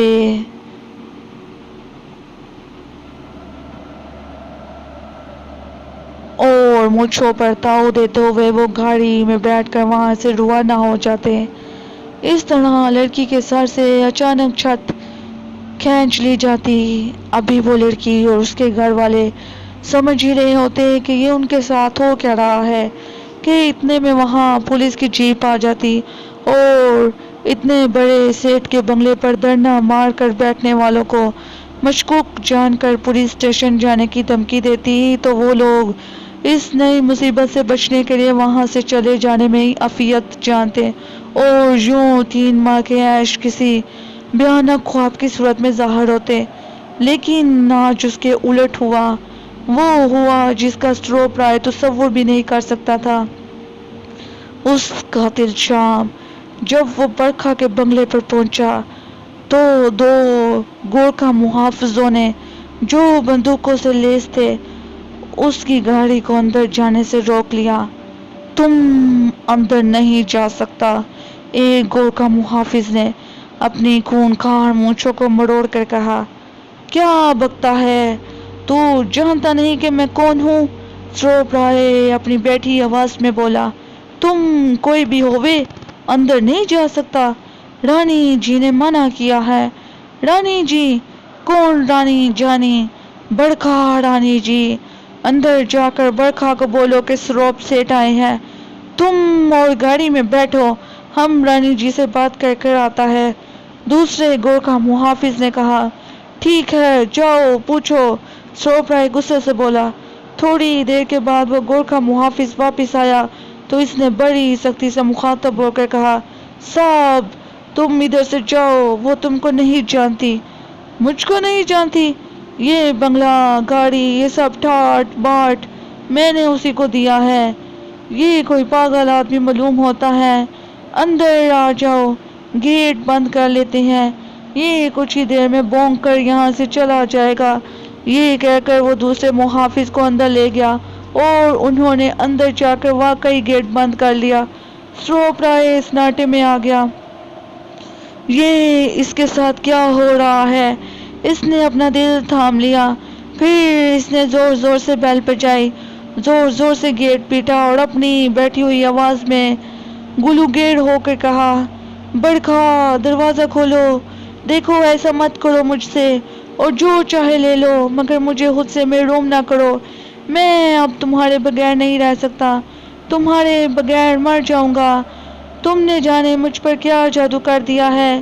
جواب میں اندر سے خونخوار کتے کے بھونکنے کی آواز کے سوا کوئی آواز سنائی نہ دی۔ اس نے داڑیں مار مار کر رونا شروع کر دیا۔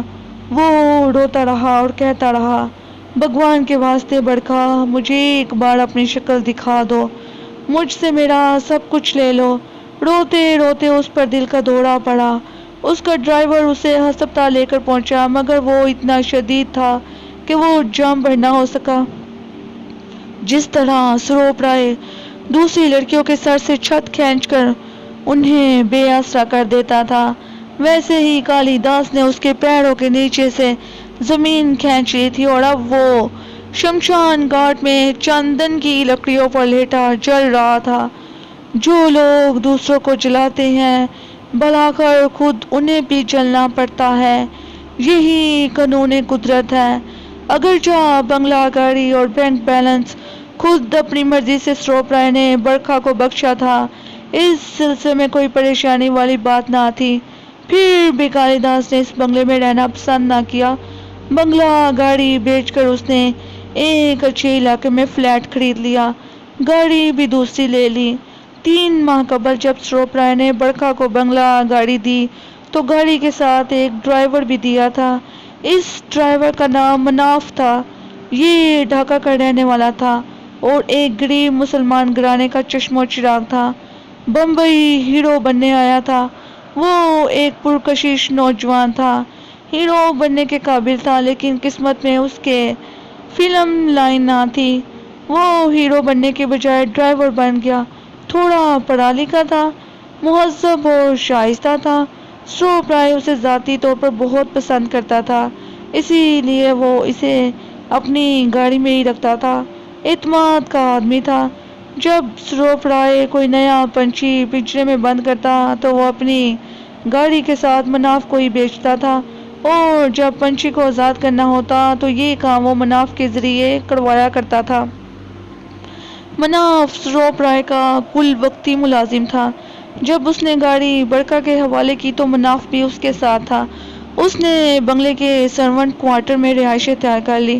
ڈرائیور کے ساتھ وہ ایک طرح کا نگران بھی تھا، وہ بنگلے اور بنگلے کے مکینوں پر نظر رکھتا تھا۔ لڑکی کہاں جا رہی ہے، کس سے مل رہی ہے، کون لوگ اور کس طرح کے لوگ بنگلے پر آتے ہیں، یہ سب رپورٹ مناف سروپ رائے کو پہنچایا کرتا تھا۔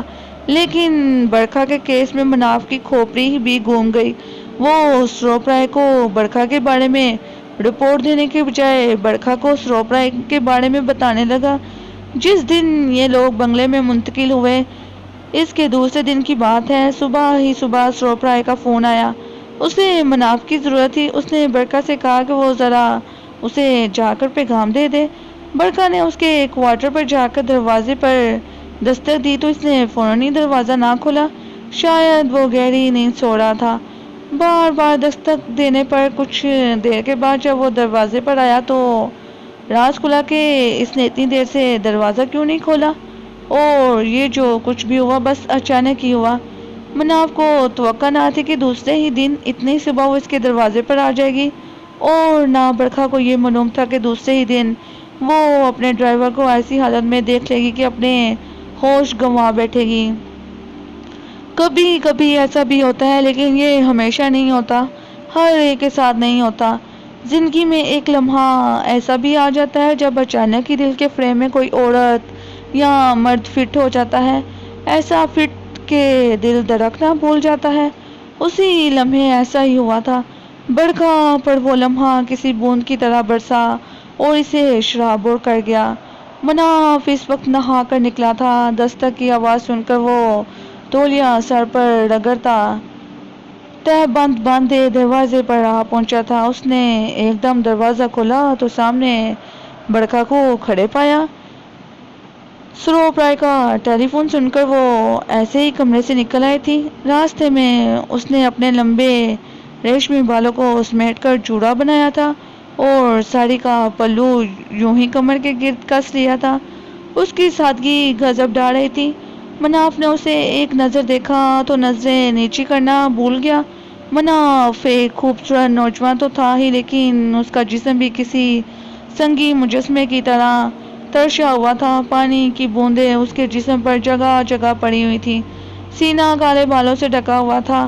وہ چار خانے کا کالا اور سرخ تہ بند باندھے ہوئے تھا۔ ایک ہاتھ اس کا سر پر تھا، دوسرے ہاتھ سے اس نے دروازہ کھولا تھا۔ برکھا کی اس پر نظر پڑی تو اس کا دل ایک لمحے کو ساکت ہو گیا۔ اسی وقت پریم دیوتا حرکت میں آیا اور اس نے تیر چلایا جو برکھا کے دل میں ترازو ہو گیا۔ برکھا کے دل کی سلیٹ ابھی بالکل صاف تھی کہ مناف کا نقش اس پر منتقل ہو گیا۔ برکھا سروپ رائے کا پیغام دے کر فوراً وہاں سے چلی آئی۔ اس نے ظاہر نہ ہونے دیا کہ اس کے دل پر کیا بیت گئی ہے، لیکن یہ ایسی بات تھی جو چھپائی نہ چھپ سکتی تھی۔ اگرچہ مناف کے دل میں بھی آگ بھڑک اٹھی تھی، لیکن وہ اب اپنی اوقات جانتا تھا، لہٰذا اس نے اپنی اس آگ کو زیادہ ہوا نہ لگنے دی۔ لیکن یہ وہ آگ تھی جو بجھائے نہ بجھ سکتی تھی۔ محبت کی آگ پر محبوب کی دید اور قربت پٹرول کا کام کرتی ہے۔ 3 ماہ کسی محبت کے پھلنے پھولنے کے لیے بہت ہوتے ہیں، پھر اگر اسی دوران کوئی رات ایسی بھی آ جائے جو سیلاب بلا بن کر ان پر ٹوٹے اور جذبات کے کمزور بند خس و خاشاک کی طرح بیٹھ جائیں تو پھر کچھ باقی نہیں رہتا۔ اسی دن رات کو برکھا ایک تقریب میں سروپ رائے کے ساتھ رہی۔ یہ ایک بڑے لوگوں کی پارٹی تھی۔ اس پارٹی میں برکھا کو ساکھی گڑی بھی کرنا پڑی۔ اب یہ کوئی اس کے لیے مشکل کام نہ تھا، لیکن اس پارٹی میں ایک مشکل یہ ہوئی کہ پینے والے نے ضد کر کے اسے بھی تھوڑی سی پلا دی۔ برکھا کے لیے یہ تھوڑی بھی بہت تھی۔ سروپ رائے نے اس کے ڈگمگاتے قدموں کو دیکھا تو وہ اسے لے کر وہاں سے نکل آیا۔ پھر وہ راستے میں اپنے گھر پر اتر گیا اور مناف برکھا کو لے کر بنگلے کی طرف روانہ ہو گیا۔ بنگلے پر پہنچ کر اس نے بمشکل برکھا کو گاڑی سے اتارا اور اس کے بیڈ روم تک پہنچایا۔ اتنے میں بادل گرجنے لگے اور بارش شروع ہو گئی۔ رات کے 12:30 بجے تھے۔ برکھا کا باپ کالی داس اپنے کمرے میں میٹھی نیند سو رہا تھا۔ وہ جلدی سونے کا عادی تھا۔ مناف جب برکھا کو بیڈ پر سیدھا لٹا کر اس کے کمرے سے باہر نکلنے لگا تو اسی وقت زور سے بجلی کڑکی۔ برکھا خوفزدہ ہو کر چیخی اور بیڈ سے اٹھ کر لڑکھڑاتے قدموں سے اس کی طرف بڑھی۔ مناف اگر دوڑ کر اسے اپنی باہوں میں سمیٹ نہ لیتا تو وہ زمین پر گر جاتی۔ پھر اس کے بعد بارش کچھ اس طرح ٹوٹ کر برسی کہ زمین آسمان ایک ہو گئے۔ اسی رات کی بات نہ سروپ رائے جان سکا نہ برکھا کا باپ کالی داس۔ بنگلہ گاڑی بیچ کر جب کالی داس اس علاقے سے نکلا تو مناف اس کے ساتھ ہی تھا۔ کالی داس اسے پسند کرنے لگا تھا، اگرچہ مناف مسلمان تھا، اس کے باوجود اسے چھوڑنے کے لیے راضی نہ تھا۔ اصل میں بمبئی شہر کالی داس کے لیے اجنبی تھا، جبکہ مناف اس کے چپے چپے سے واقف تھا اور اس نے بنگلہ برکھا کے نام کرانے سے اسے فروخت کرنے تک بھرپور مدد کی تھی۔ کالی داس مناف کے بغیر ادھورا تھا اور یہی حال اس کی بیٹی کا تھا، وہ بھی اس کے بغیر ادھوری تھی۔ پھر اس رات ایک عجیب تماشا ہوا۔ اس رات برکھا اپنے بابو کے پاؤں دبا رہی تھی۔ اس کا بابو کالی داس بڑی آسودگی سے آنکھیں بند کیے لیٹا تھا۔ تب برکھا نے وہ بات کہی جو اس کی روح میں شگاف ڈال گئی۔ بابو، ایک بات کہوں، برا تو نہیں مانو گے؟ نہیں کہو چندا، تمہاری بات نہیں سنوں گا تو پھر کس کی سنوں گا؟ باپو، میں مناف کے بغیر نہیں رہ سکتی، میں اسے بیاہ کرنا چاہتی ہوں۔ برکھا نے انتہائی خطرناک بات بڑے اطمینان سے کہہ دی۔ یہ بات سن کر کالی داس کے جسم میں ایک جھٹکا سا لگا۔ اسے یوں محسوس ہوا جیسے بہت سے بچھو اس کے جسم میں چڑھ آئے ہوں۔ اس نے ایک جھٹکے سے اپنے پیر پیچھے کھینچ لیے اور اٹھ کر بیٹھ گیا۔ کیا کہا تو نے؟ اس نے آنکھیں نکال کر کہا۔ ایسے گندے شبد نکالنے سے پہلے تو ستی کیوں نہ ہو گئی؟ باپو کیا کہتے ہو؟ ابھی میرا بیاہ ہوا ہے، نہ میرے پتی کا دیہانت ہوا ہے، نہ میں بیوہ ہوئی ہوں، پھر میں ستی کس پر ہوں؟ باپو تم تو جانتے ہو کہ ہندو ناری بیوہ ہونے کے بعد پتی کی چیتا کے ساتھ جلتی ہے، ستی ہوتی ہے۔ میں تجھے بیاہ سے پہلے ہی بیوہ کر دوں گا۔ تو مجھے جانتی نہیں، وہ سانپ کی طرح پھنکارا۔ وہ اصل میں دونوں ہی ایک دوسرے کو نہیں جانتے تھے۔ باپ ایسا تھا کہ وہ اپنی بیٹی کو کالی ماں کے چرنوں میں بینٹ تو چڑھا سکتا تھا، لیکن ایک مسلمان مرد کے ہاتھ میں اپنی بیٹی کا ہاتھ نہیں دے سکتا تھا۔ اور وہ ایسی بیٹی تھی جو اپنے دل کے ہاتھوں مجبور ہو کر اپنے باپ کو تو چھوڑ سکتی تھی، لیکن اپنے محبوب کو چھوڑنا اس کے بس میں نہ تھا۔ دونوں نے مل کر بڑی خاموشی سے منصوبہ بندی کی اور بینک سے 5 لاکھ روپے نکلوا کر وہ راتوں رات بمبئی کی حدود سے نکل آئے۔ صبح جب کالی داس سو کر اٹھا تو اس کے دل کی دنیا لٹ چکی تھی۔ ایک پرچہ اس کے تکیے کے پاس رکھا تھا۔ برکھا نے لکھا تھا، باپو مجھے क्षमा کر دینا، میں مناف کے ساتھ جا رہی ہوں، میں اب اس کے بغیر نہیں رہ سکتی، آپ کی بیٹی برکھا۔ کالی داس نے ہاتھ پکڑ کر غصے میں اسے چاک کر دینا چاہا، لیکن پھر کچھ سوچ کر رک گیا۔ اس نے وہ پرچہ طے کر کر ڈال دیا اور آپ ہی آپ بڑبڑایا، برکھا تو کالی داس کو نہیں جانتی، تو نے میرا سکھ لوٹا ہے، میں تیرا چین لوٹوں گا، تو اگر پتال میں بھی چلی جائے گی تو وہاں سے بھی ڈھونڈ نکالوں گا، اب تو میرا انتظار کر۔ کالی داس کو اس طرح برکھا کے ہاتھ سے نکل جانے کا انتہائی دکھ تھا۔ وہ اس کی پوری زندگی کی جمع پونجی تھی، اس نے اس پر بہت محنت کی تھی، وہ اس کی سرمایہ حیات تھی، تجوری تھی، بینک بیلنس تھی، جسے اس گھر کا ڈرائیور لوٹ کر لے گیا تھا۔ اس نے سوچا اصل قصوروار تو مناف ہے، وہ اسے ہرگز زندہ نہیں چھوڑے گا، وہ اسے ایسا مزہ چکھائے گا کہ زندگی بھر یاد رکھے گا۔ برکھا اور مناف دلی پہنچ کر زندگی کے مزے لوٹ رہے تھے۔ دلی میں مناف کے کچھ دور کے رشتے دار تھے، اس لیے اس نے دلی کا رخ کیا تھا۔ وہ جان بوجھ کر ڈھاکہ نہیں گیا تھا، اسے معلوم تھا کہ کالی داس اپنی بیٹی کے یوں ہاتھ سے نکل جانے پر ہرگز چین سے نہیں بیٹھے گا اور ڈھاکہ کا پتہ معلوم کر لینا اس کے لیے کچھ مشکل نہ ہوگا، اسی لیے اس نے ادھر کا رخ نہیں کیا، وہ سیدھا دلی پہنچا۔ دلی میں اس کے رشتے کے چچا تھے، ان کے ہاں قیام کیا، انہیں ساری صورتحال بتائی، انہیں صاف صاف بتا دیا کہ وہ بمبئی سے ایک ہندو لڑکی لے آیا ہے، وہ دونوں شادی کرنا چاہتے ہیں، لڑکی مسلمان ہونے کے لیے راضی ہے۔ برکھا مسلمان ہو گئی، دونوں کا نکاح ہو گیا۔ انہوں نے دریا گنج میں ایک مکان کرائے پر لے لیا۔ ان کے پاس 5 لاکھ روپے تھے۔ جس زمانے کی یہ بات ہے، اس وقت 5 لاکھ روپے ایک بہت بڑی رقم تھی۔ ایک ماہ انہوں نے خوب سیر کی۔ برکھا اس کے ساتھ بہت خوش تھی۔ مناف کی خوشی کا کوئی ٹھکانہ نہ تھا، اسے دینے والے نے چھپر پھاڑ کر دیا تھا، ایک حسین لڑکی اور بھاری رقم۔ سیر و تفریح کے بعد مناف نے ایک بڑا جنرل اسٹور کھول لیا، 2 لڑکے ملازم رکھ لیے۔ وہ محنتی تھا، خوش اخلاق تھا، لوگوں سے گفتگو کا سلیقہ جانتا تھا، لہذا بہت جلد اس کا جنرل اسٹور چل پڑا۔ 1 سال کے بعد ان کی پرسکون زندگی میں شور و غوغا اٹھا۔ ایک پیاری سی بچی نے جنم لیا، اس کا نام برکھا نے کرن رکھا۔ کرن کے بعد تو جیسے لڑکیوں نے ان کا گھر دیکھ لیا۔ لڑکیوں کا گھر دیکھ لینا تو خیر سے کوئی عذابناک مسئلہ نہ تھا۔ عذابناک مسئلہ تو اس وقت بنا جب کالی داس ایک دن اچانک ان کے گھر کے سامنے آ کھڑا ہوا۔ دوپہر کا وقت تھا کہ کسی نے دروازے کی کنڈی کھٹکھٹائی۔ مناف اس وقت گھر پر ہی تھا۔ وہ دوپہر کا کھانا گھر پر ہی کھاتا تھا۔ کچھ دیر آرام کرنے کے بعد جنرل اسٹور کا رخ کرتا۔ مناف نے دروازہ کھولا تو سامنے ایک قیامت کو کھڑے پایا۔ کالی داس کی آنکھوں میں شعلے بڑک رہے تھے۔ وہ اسے دیکھتے ہی بولا، حرام خور، تو کیا سمجھتا تھا کہ میں تجھے ڈھونڈ نہ پاؤں گا؟ تو بڑا کمینہ نکلا، جس ہانڈی میں کھایا اسی میں چھید کیا۔ بول، کہاں ہے میری بیٹی؟ بلا اس کو باہر، اس جنم جلی کی ذرا میں شکل دیکھ لوں اور اسے اپنی صورت دکھا دوں۔ فیصلے کی گھڑی اب زیادہ دور نہیں، چل جلدی کر۔ مناف کا ذہن ایک دم معاف ہو گیا۔ اس کی سمجھ میں نہ آیا کہ یہ اچانک کیا ہو گیا ہے۔ یہ منحوس کالی داس اچانک کہاں سے آ ٹپکا؟ اب وہ کیا کرے؟ کیا وہ اندر جا کر دروازہ بند کر لے اور پھر ساری صورتحال برکھا کو بتائے، یا یہیں سے آواز دے کر برکھا کو دروازے پر بلائے؟ تب اس کے دماغ میں یہ خیال بجلی کی طرح کوندا کہ اسے اندر جا کر دروازہ بند کر لینا چاہیے تاکہ یہ منحوس گھر میں داخل نہ ہو سکے۔ ایسا سوچ کر وہ گھر میں داخل ہوا اور پھر اس نے بہت تیزی سے دروازہ بند کرنا چاہا، لیکن دروازہ ٹس سے مس نہ ہوا۔ جا، جو کہتا ہوں وہ کر، اس جنم جلی کو لا باہر بلا کر، کالی داس نے سخت لہجے میں کہا۔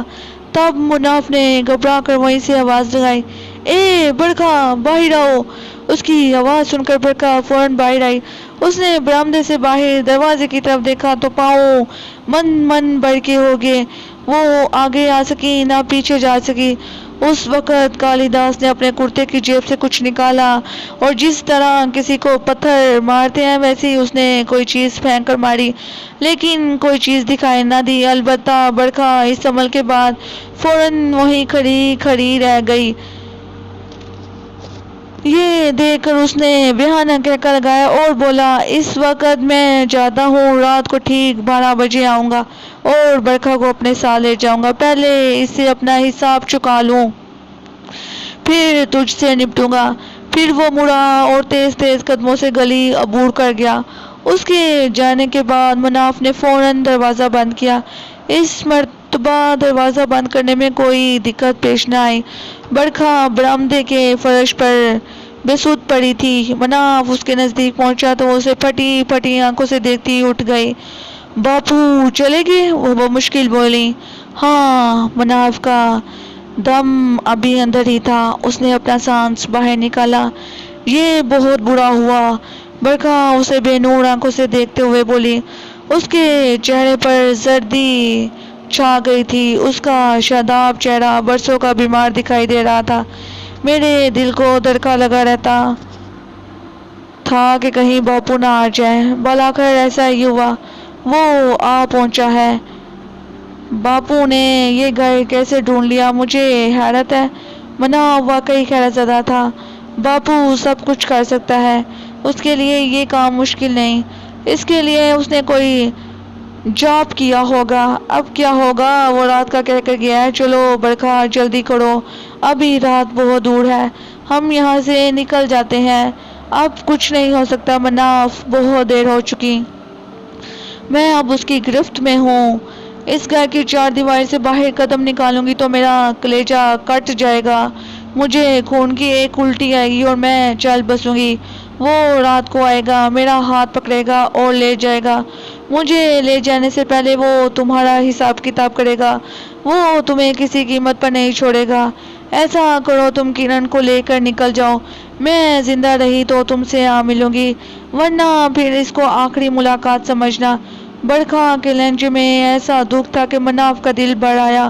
وہ اس کا ہاتھ پکڑ کر بولا، نہیں برکھا، میں کہیں نہیں جاؤں گا، ہم ساتھ جیے ہیں تو ساتھ ہی مریں گے۔ ہماری بیٹی کرن کا کیا ہوگا؟ وہ فکر مند ہو کر بولی۔ اسے میں چچا کے گھر چھوڑ آتا ہوں، مناف نے تجویز پیش کی۔ ہاں یہ ٹھیک ہے، کرن کے ساتھ اس گھر میں جتنی نقدی اور زیورات وغیرہ ہیں وہ بھی باندھ کر دے دیتی ہوں، چچا کے حوالے کرانا۔ ویسے اگر تم واپس نہ آؤ تو اچھا ہے۔ میں برکھا جملہ مکمل نہ کر سکی۔ مناف نے آگے بڑھ کر اس کے منہ پر ہاتھ رکھ دیا اور بولا، بس جلدی سے کرن کو تیار کر دو اور جو دینا ہے دے دو، میں چچا کے حوالے کر کے فوراً واپس آتا ہوں۔ اتنی دیر میں تم اپنے باپو کے عمل کا توڑ سوچو، آخر تمہیں بھی تو کچھ آتا ہے۔ برکھا خاموشی سے اٹھی، اس نے جلدی جلدی گھر میں رکھی نقدی اور زیورات کو سمیٹا، کرن کے کپڑے اکٹھے کیے، اس کی ضرورت کا سامان جمع کیا اور یہ سب ایک بیگ میں لا کر مناف کے حوالے کیا۔ پھر اس نے اپنی سوتی ہوئی بیٹی کو چوما اور مناف کی گود میں دے کر بولی، جاؤ جلدی کرو۔ کرن کی آنکھ کھل گئی، وہ اپنے باپ سے چمٹ گئی۔ برکھا ان دونوں کو چھوڑنے کے لیے دروازے تک آئی۔ کرن اپنے باپ کے کندھے سے لگی برکھا کو دیکھ رہی تھی۔ برکھا اسے اپنی نظروں میں بڑھ لینا چاہتی تھی۔ ابھی مناف 2-4 قدم آگے بڑھا تھا کہ اسے احساس ہوا جیسے وہ جلتی آگ پر چل رہا ہو۔ پھر ایک دم اس کی قمیض کے پچھلے دامن میں آگ بھڑک اٹھی۔ برکھا نے آگ لگتی دیکھی تو وہ فوراً چیخی، مناف آگے مت جانا۔ مناف کو خود آگ کا احساس ہوا تھا۔ برکھا چیخی تو وہ فوراً ہی پلٹ کر گھر واپس آ گیا۔ برکھا نے آگے بڑھ کر اس کے دامن کو دونوں ہاتھوں میں لے کر مسل دیا۔ تھوڑا دامن جل گیا لیکن آگ بجھ گئی۔ بابو بکا کام کر کے گیا ہے، ہم میں سے اب کوئی بھی باہر نہیں نکل سکتا۔ برکھا نے اپنے ہاتھوں کی طرف دیکھتے ہوئے کہا۔ آگ بجھانے کی وجہ سے اس کے ہاتھ ایک دم سرخ ہو گئے تھے۔ پھر وہ جیسے اپنے آپ سے بولی، اچھا باپو، تو اگر میرا باپ ہے تو اتنا یاد رکھ، میں بھی تیری بیٹی ہوں، اب تو نہیں یا میں نہیں۔ مناف نے برکھا کا چہرہ دیکھا تو وہ غصے سے تمتما رہا تھا۔ وہ خوفزدہ سا ہو گیا۔ اس نے برکھا کے دونوں ہاتھ پکڑ کر کہا، برکھا میں تمہیں کھونا نہیں چاہتا۔ برکھا نے ایک نظر مناف کو دیکھا اور بولی، تم پریشان مت ہو، کرن کو لے کر کمرے میں چلے جاؤ اور اندر سے دروازہ بند کر لو۔ اس وقت تک باہر نہ آنا جب تک میں تمہیں باہر آنے کا نہ کہوں، اور اگر کرن کو دودھ وغیرہ کی ضرورت ہوئی تو میں سب تمہیں دے دوں گی، لیکن تم نے کمرے سے باہر قدم نہیں نکالنا۔ مناف کرن کو لے کر اندر کمرے میں چلا گیا۔ اس نے برکھا کی ہدایت کے مطابق کمرہ اندر سے بند کر لیا اور کرن کو بیڈ پر لیٹ گیا۔ کرن اپنے ہاتھ پاؤں چلا کر کھیلنے لگی۔ برکھا نے صحن کے کونے میں کھڑی جھاڑو کو اٹھایا اور بیچ صحن میں کھڑے ہو کر جھاڑو کی ایک ایک سینک نکالتی، آسمان کی طرف منہ کر کے کچھ پڑھتی اور اس سینک کو زمین پر پھینک دیتی۔ اس طرح آہستہ آہستہ پوری جھاڑو کی سینکیں صحن میں بکھر گئیں۔ جب جھاڑو ختم ہو گئی تو اس نے پھر ایک ایک کر ان سینکوں کو اکٹھا کیا اور دوبارہ جھاڑو کو رسی سے باندھ کر باتھ روم کی کنڈی سے لٹکا دیا اور وہ زمین پر آسن جما کر بیٹھ گئی۔ اب اس کی نظریں سامنے ٹنگی جھاڑو پر تھی اور وہ منہ سے کچھ عجیب سی لفظ نکال رہی تھی۔ بڑی دیر تک وہ اس کام میں لگی رہی، یہاں تک کہ سورج ڈھل گیا۔ جب اندھیرا ہو گیا تو اس نے صحن میں لگی لائٹ جلائی، مناف کے کمرے کا دروازہ کھٹکھٹایا۔ مناف نے دروازہ کھولا تو برکھا بولی، مناف تم ایسا کرو، کرن کے لیے دودھ تیار کر لو اور اپنے اور میرے لیے کھانے کے لیے کچھ پکا لو، میں کچن میں داخل نہیں ہو سکتی، تم یہ کام جلد از جلد کر کمرے میں واپس چلے جاؤ۔ ٹھیک ہے، مناف نے کہا اور اس کی حسب منشا سارا کام نمٹا لیا۔ پھر دونوں نے مل کر کھانا کھایا۔ مناف نے کرن کو دودھ پلایا۔ کرن دودھ پی کر سو گئی تو مناف نے دروازے سے باہر جھانکا۔ برکھا صحن میں زمین پر بالکل چت لیٹی تھی۔ مناف کو احساس ہوا جیسے وہ بے ہوش پڑی ہے۔ بھاگ کر اس کے پاس پہنچا تو برکھا نے اپنی بند آنکھیں فوراً کھول دی اور اسے کمرے میں جا کر دروازہ اندر سے بند کرنے کا اشارہ کیا۔ وہ فوراً ہی واپس پلٹ آیا اور اس نے کمرے میں داخل ہو کر دروازہ اندر سے بند کر لیا۔ مناف کے دروازہ بند کر لینے کی آواز سن کر اس نے لیٹے لیٹے بایاں پاؤں اوپر اٹھایا اور اس طرح سیدھا کر لیا جیسے کسی چیز کا سہارا دے رکھا ہو۔ پھر وہ عجیب عجیب لفظ بولنے لگی۔ 10-15 منٹ کے بعد وہ اچانک اٹھی اور دوسرے خالی کمرے میں چلے گئی۔ اندر جا کر اس نے دروازہ اندر سے بند کر لیا، دیوار کی طرف رخ کر کے رقص کرنے لگی۔ یہ کوئی باقاعدہ رقص نہ تھا بلکہ یہ خاص لفظ منہ سے نکال کر جسم کو حرکت دیتی تھی، پھر ساکت ہو جاتی تھی۔ ٹک دم دمادم، دم دمادم ٹک، جے کالی، واہ۔ 1 گھنٹے تک وہ اس طرح کے لفظ بول کر رقص کرتی رہی۔ پھر ایک دم اس کی حالت بدلنے لگی۔ اب اس کے رقص میں خاصی تیزی آ گئی۔ اس کے دونوں ہاتھوں کی انگلیاں سیاہ ہونا شروع ہوئیں اور دیکھتے ہی دیکھتے سیاہی پورے جسم پر پھیل گئی۔ گوڑھی چٹی برکھا ایک دم کالی بنچنگ ہو چکی تھی، آنکھوں میں آگ بھر گئی تھی، صورت انتہائی مکروہہ، 1 فٹ لمبی زبان باہر نکلی ہوئی تھی۔ پھر کمرے کے ہر کونے سے بچھو نے برآمد ہونا شروع کیا۔ چند لمحوں میں کمرے میں اتنے بچھو بڑھ گئے کہ کمرے کے فرش پر تل دھرنے کی جگہ نہ رہی۔ برکھا اب بھی محو رقص تھی، بچھو اس کے پیروں میں آ رہے تھے لیکن دب کوئی نہیں رہا تھا، مر کوئی نہیں رہا تھا۔ پھر اچانک کمرے میں ایک مکروہہ آواز گونجی، بس رک جا۔ اس حکم کو سنتا ہی برکھا ایک دم پتھر کی ہو گئی۔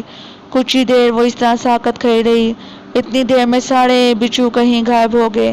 ایک بلیڈ لے کر وہ فرش پر بیٹھ گئی، اس نے اپنے بازو پر اس جگہ بلیڈ سے شگاف ڈالا جہاں ایک بچھو بنا ہوا تھا، اور اس وقت یہ بچھو سفید نظر آ رہا تھا۔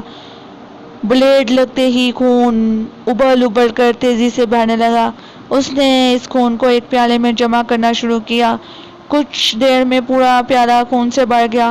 تب برکھا نے کچھ پڑھ کر زخم پر ہاتھ رکھا تو خون نکلنا بند ہو گیا اور اس کے جسم کی رنگت سفید ہونا شروع ہو گئی۔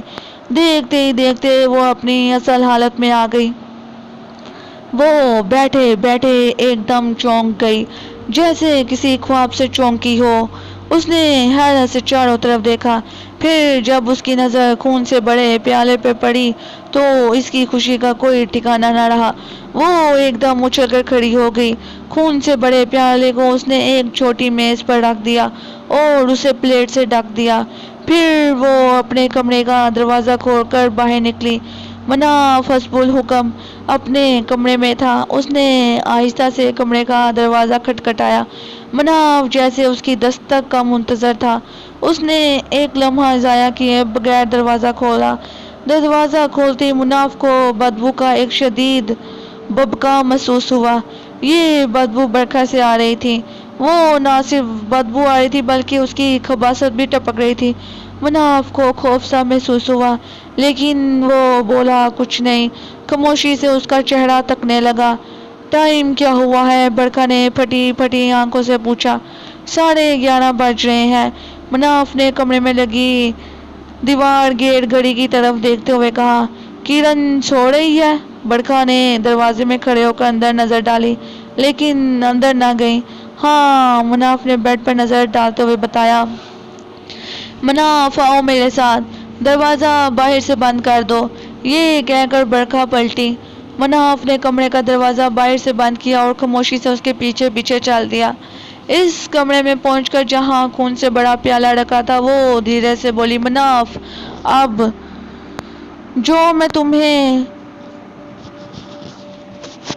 دکھانے لگی ہوں اسے دیکھ کر اور سن کر ڈرنا مت۔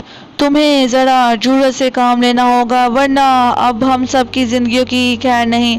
پھر اس نے آگے بڑھ کر میز پر رکھے ہوئے پیالے سے پلیٹ ہٹائی تو اتنا سارا خون دے کر مناف کو چکر سا آ گیا۔ اس نے فوراً ہی خود کو سنبھالا اور ہمت کر کے بولا، یہ کس کا خون ہے؟ یہ تمہاری بیوی کا خون ہے، بہت قیمتی خون ہے یہ، اس قدر قیمتی کہ تم اس کا اندازہ نہیں کر سکتے۔ اب میں اس خون کے لیے ساری زندگی ترسوں گی۔ یہ تم کیا کہہ رہی ہو برکھا؟ مناف حیرت زدہ ہو کر بولا، چلو اس بات کو چھوڑو، پھر بتا دوں گی تفصیل سے، اب وقت کم ہے، وہ آنے والا ہی ہوگا۔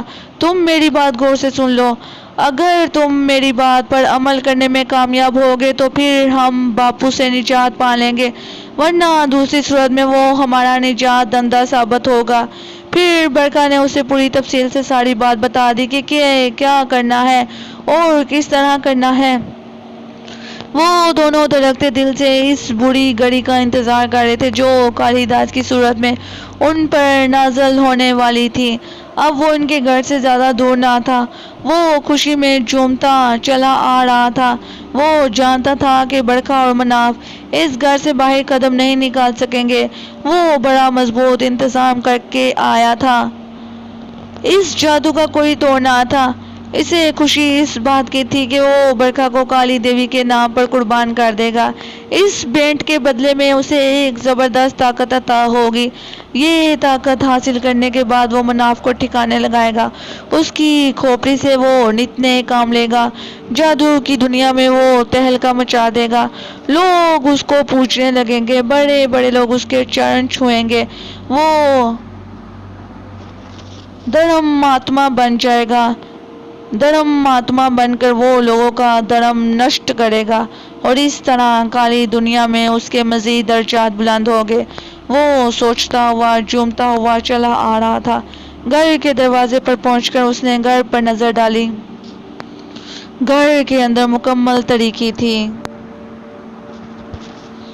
اندھیرا دیکھ کر ایک لمحے کو اس کا دل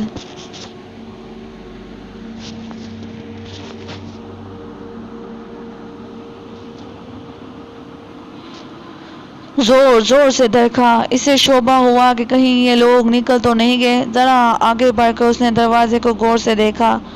دروازے پر کوئی تالا نہ تھا۔ شاید انہوں نے اس کی آمد کو غیر اہم جانا ہے۔ وہ اس کی دھمکی کو نظر انداز کر کر سو گئے ہیں۔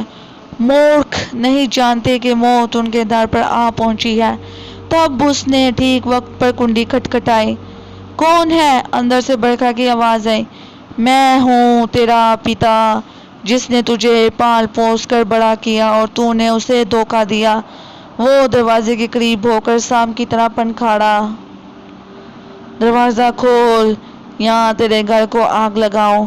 نہ باپو، ایسا نہ کرنا، میں دروازہ کھول رہی ہوں۔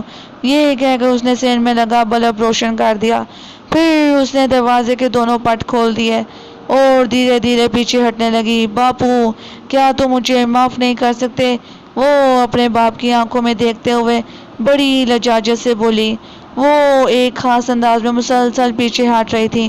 اس کی آنکھیں کالی داس کی پیشانی پر جمی تھیں۔ خالد اس سے اب دروازے میں داخل ہو چکا تھا۔ جس طرح وہ دھیرے دھیرے پیچھے ہٹ رہی تھی، ویسے ہی دھیرے دھیرے چکنا انداز میں آگے بڑھ رہا تھا۔ اب معافی کا وقت گزر چکا ہے۔ تو نے میرا دل بہت دکھایا ہے۔ ایک تو میری زندگی بھر کی کمائی تو نے اس ڈرائیور کے ساتھ جا کر تباہ کر دی۔ دوسرا ظلم تم نے یہ کیا کہ اپنا دھرم بدل لیا۔ اب تو سزا کے لیے تیار ہو جا۔ تجھے میں کالی دیوی کے چرنوں میں بھیٹ چڑھاؤں گا۔ اپنا ہاتھ لا اور چل میرے ساتھ۔ یہ کہہ کر کالی داس نے اس کی طرف ہاتھ بڑھایا۔ وہ اب خاصا دروازے کے اندر آ گیا تھا۔ وہ نہیں جانتا تھا کہ دروازے کی ایک پٹ کی آڑ میں مناف بالکل تیار کھڑا ہے۔ اسے اس بات کی توقع نہ تھی۔ وہ بڑے اطمینان سے برکھا کی طرف بڑھ رہا تھا اور اسے موت کی دھمکی دے رہا تھا۔ نہیں جانتا تھا کہ مناف کی صورت میں خود اس کی موت کنوار کی آڑ میں کھڑی ہے۔ جیسے ہی کالی داس اس کے آگے آیا، اس نے بڑی پھرتی سے آگے بڑھ کر اس کے سر پر خون سے بڑا پیالہ الٹ دیا اور خود اسی پھرتی سے پیچھے ہٹ گیا۔ وہ خون میں نہا گیا۔ سر پر، چہرے پر، دائیں بائیں، آگے پیچھے، ہر طرف خون ہی خون تھا۔ اس خون نے کسی خطرناک تیزاب کی طرح کام دکھایا۔ خون بڑھتے ہی اس کی دونوں آنکھیں ضائع ہو گئیں۔ جہاں جہاں خون پڑا تھا وہاں کی کھال اترنا شروع ہو گئی۔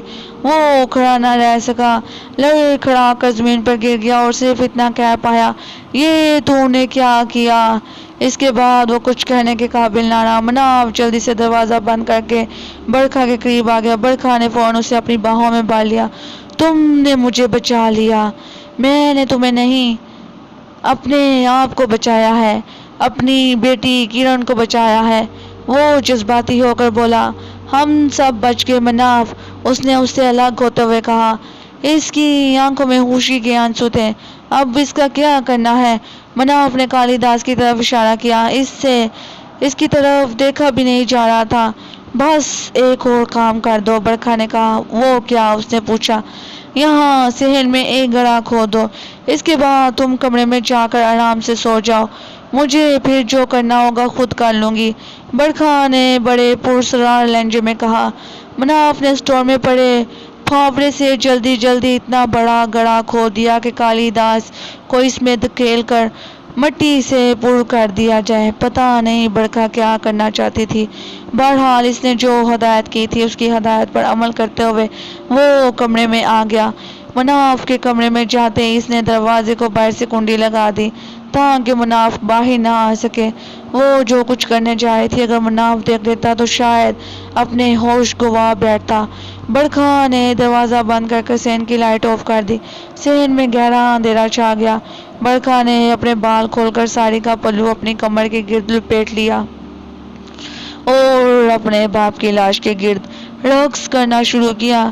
یہ کوئی باقاعدہ رقص نہ تھا، ایک کیفیت تھی، ایک جنون تھا جو اس رقص نما حرکت میں ظاہر ہو رہا تھا۔ وہ اپنے منہ سے کچھ بولتی جا رہی تھی۔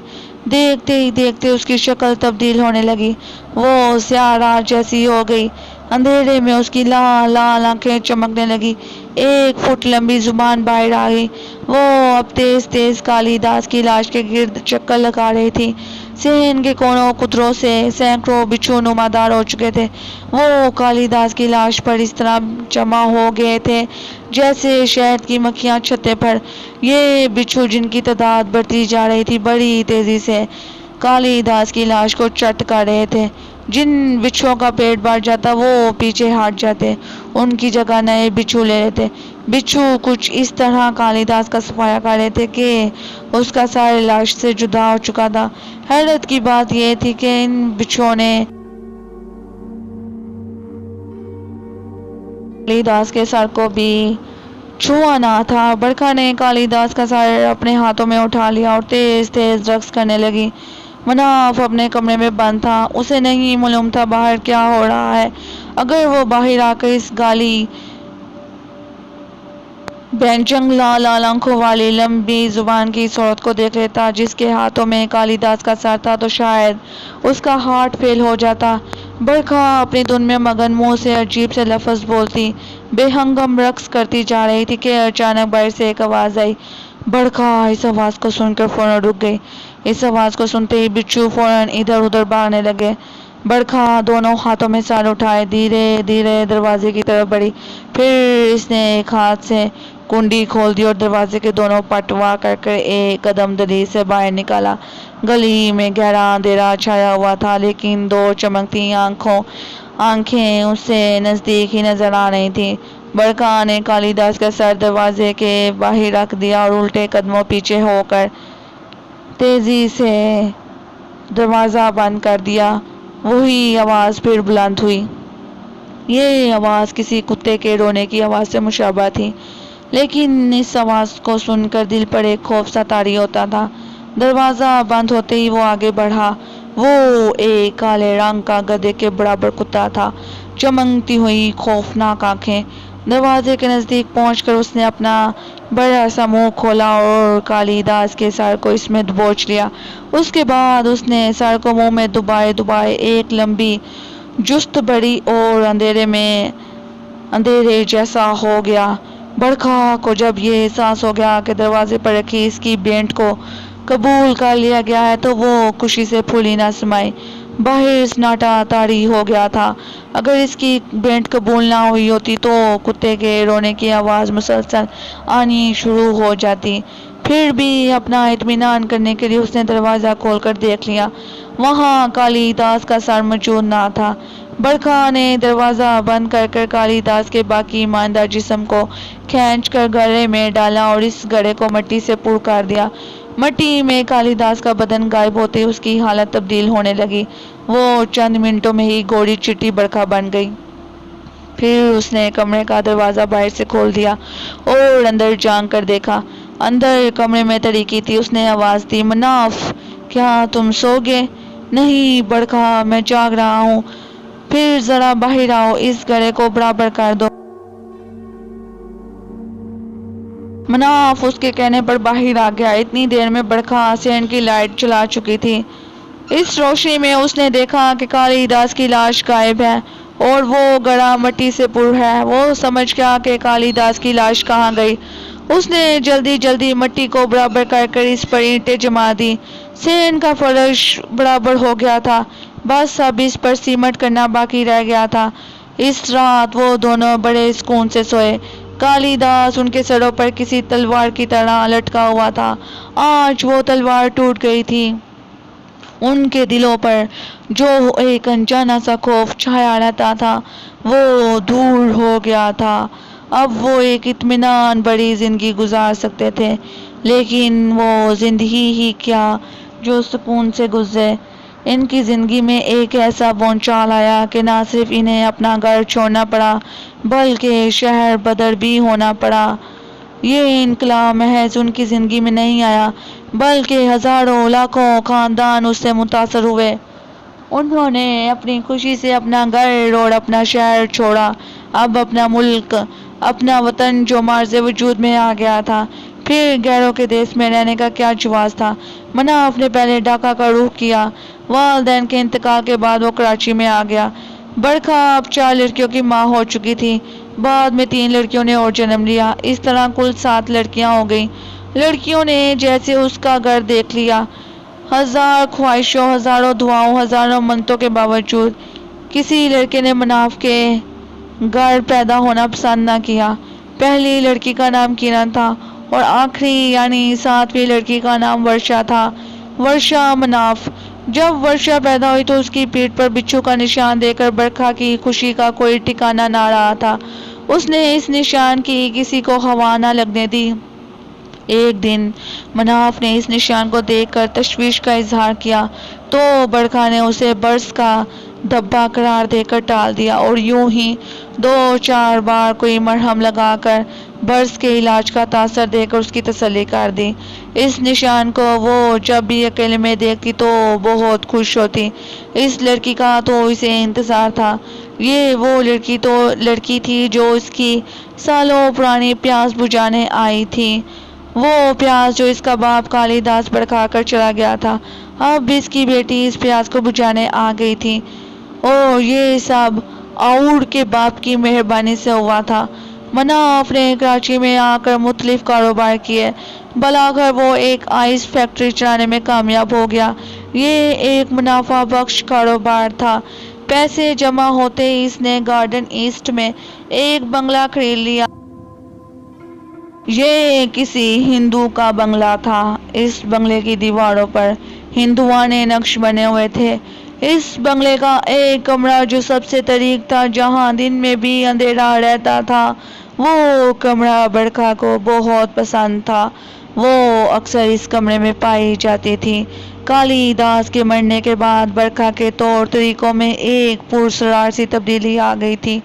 وہ بمبئی والی برکھا نہ رہی تھی جس کے ساتھ مناف نے دلی میں ایک خوبصورت وقت گزارا تھا۔ وقت تو خیر کراچی میں بھی ٹھیک ہی گزر رہا تھا، لیکن یہاں آ کر اب یہ احساس زیادہ گہرا ہو گیا تھا کہ برکھا کچھ پراسرار سرگرمیوں میں ملوث ہو گئی ہے۔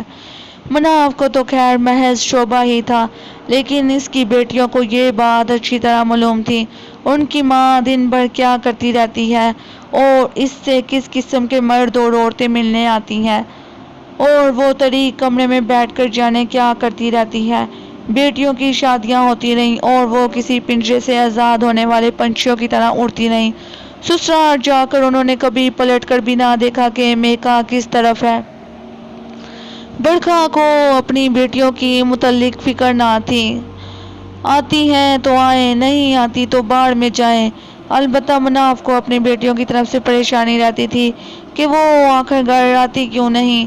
ورشا 13 سال کی ہوئی تو اس کا باپ مناف اس دنیا میں نہ رہا۔ ورشا کی آنکھوں کے سامنے اگر وہ سب کچھ نہ ہوا ہوتا تو وہ اپنی ماں کی سنائی ہوئی کہانی پر یقین کر لیتی جو اس نے اس کی بہنوں اور دنیا والوں کو سنائی تھی کہ مناف نے دوسری شادی کر لی اور وہ خفیہ طور پر کینیڈا چلا گیا۔ ایک رات ورشا پڑھ رہی تھی کہ اسے اپنے والدین کے کمرے سے شور شرابے کی آوازیں سنائی دیں۔ ان کا بیڈ روم ورشا کے کمرے سے معلق تھا۔ وہ اپنے کمرے کی لائٹ بجھا کر اسٹول پر چڑھ کر کھڑی ہو گئی اور درمیان کے دروازے میں لگے شیشے سے ادھر جھانکنے لگی۔ اس کی ماں ابھی باہر سے آئی تھی۔ اس کے ہاتھ میں ایک پنجرا تھا جس میں ایک چمگادڑ بند تھی۔ اتنی رات گئے آنے پر مناف نے اس سے باز پرس کی تو برکھا کے تیور ایک دم بدل گئے۔ وہ غصے میں بولی، تمہیں کیا پریشانی ہے؟ میں جب چاہوں آؤں۔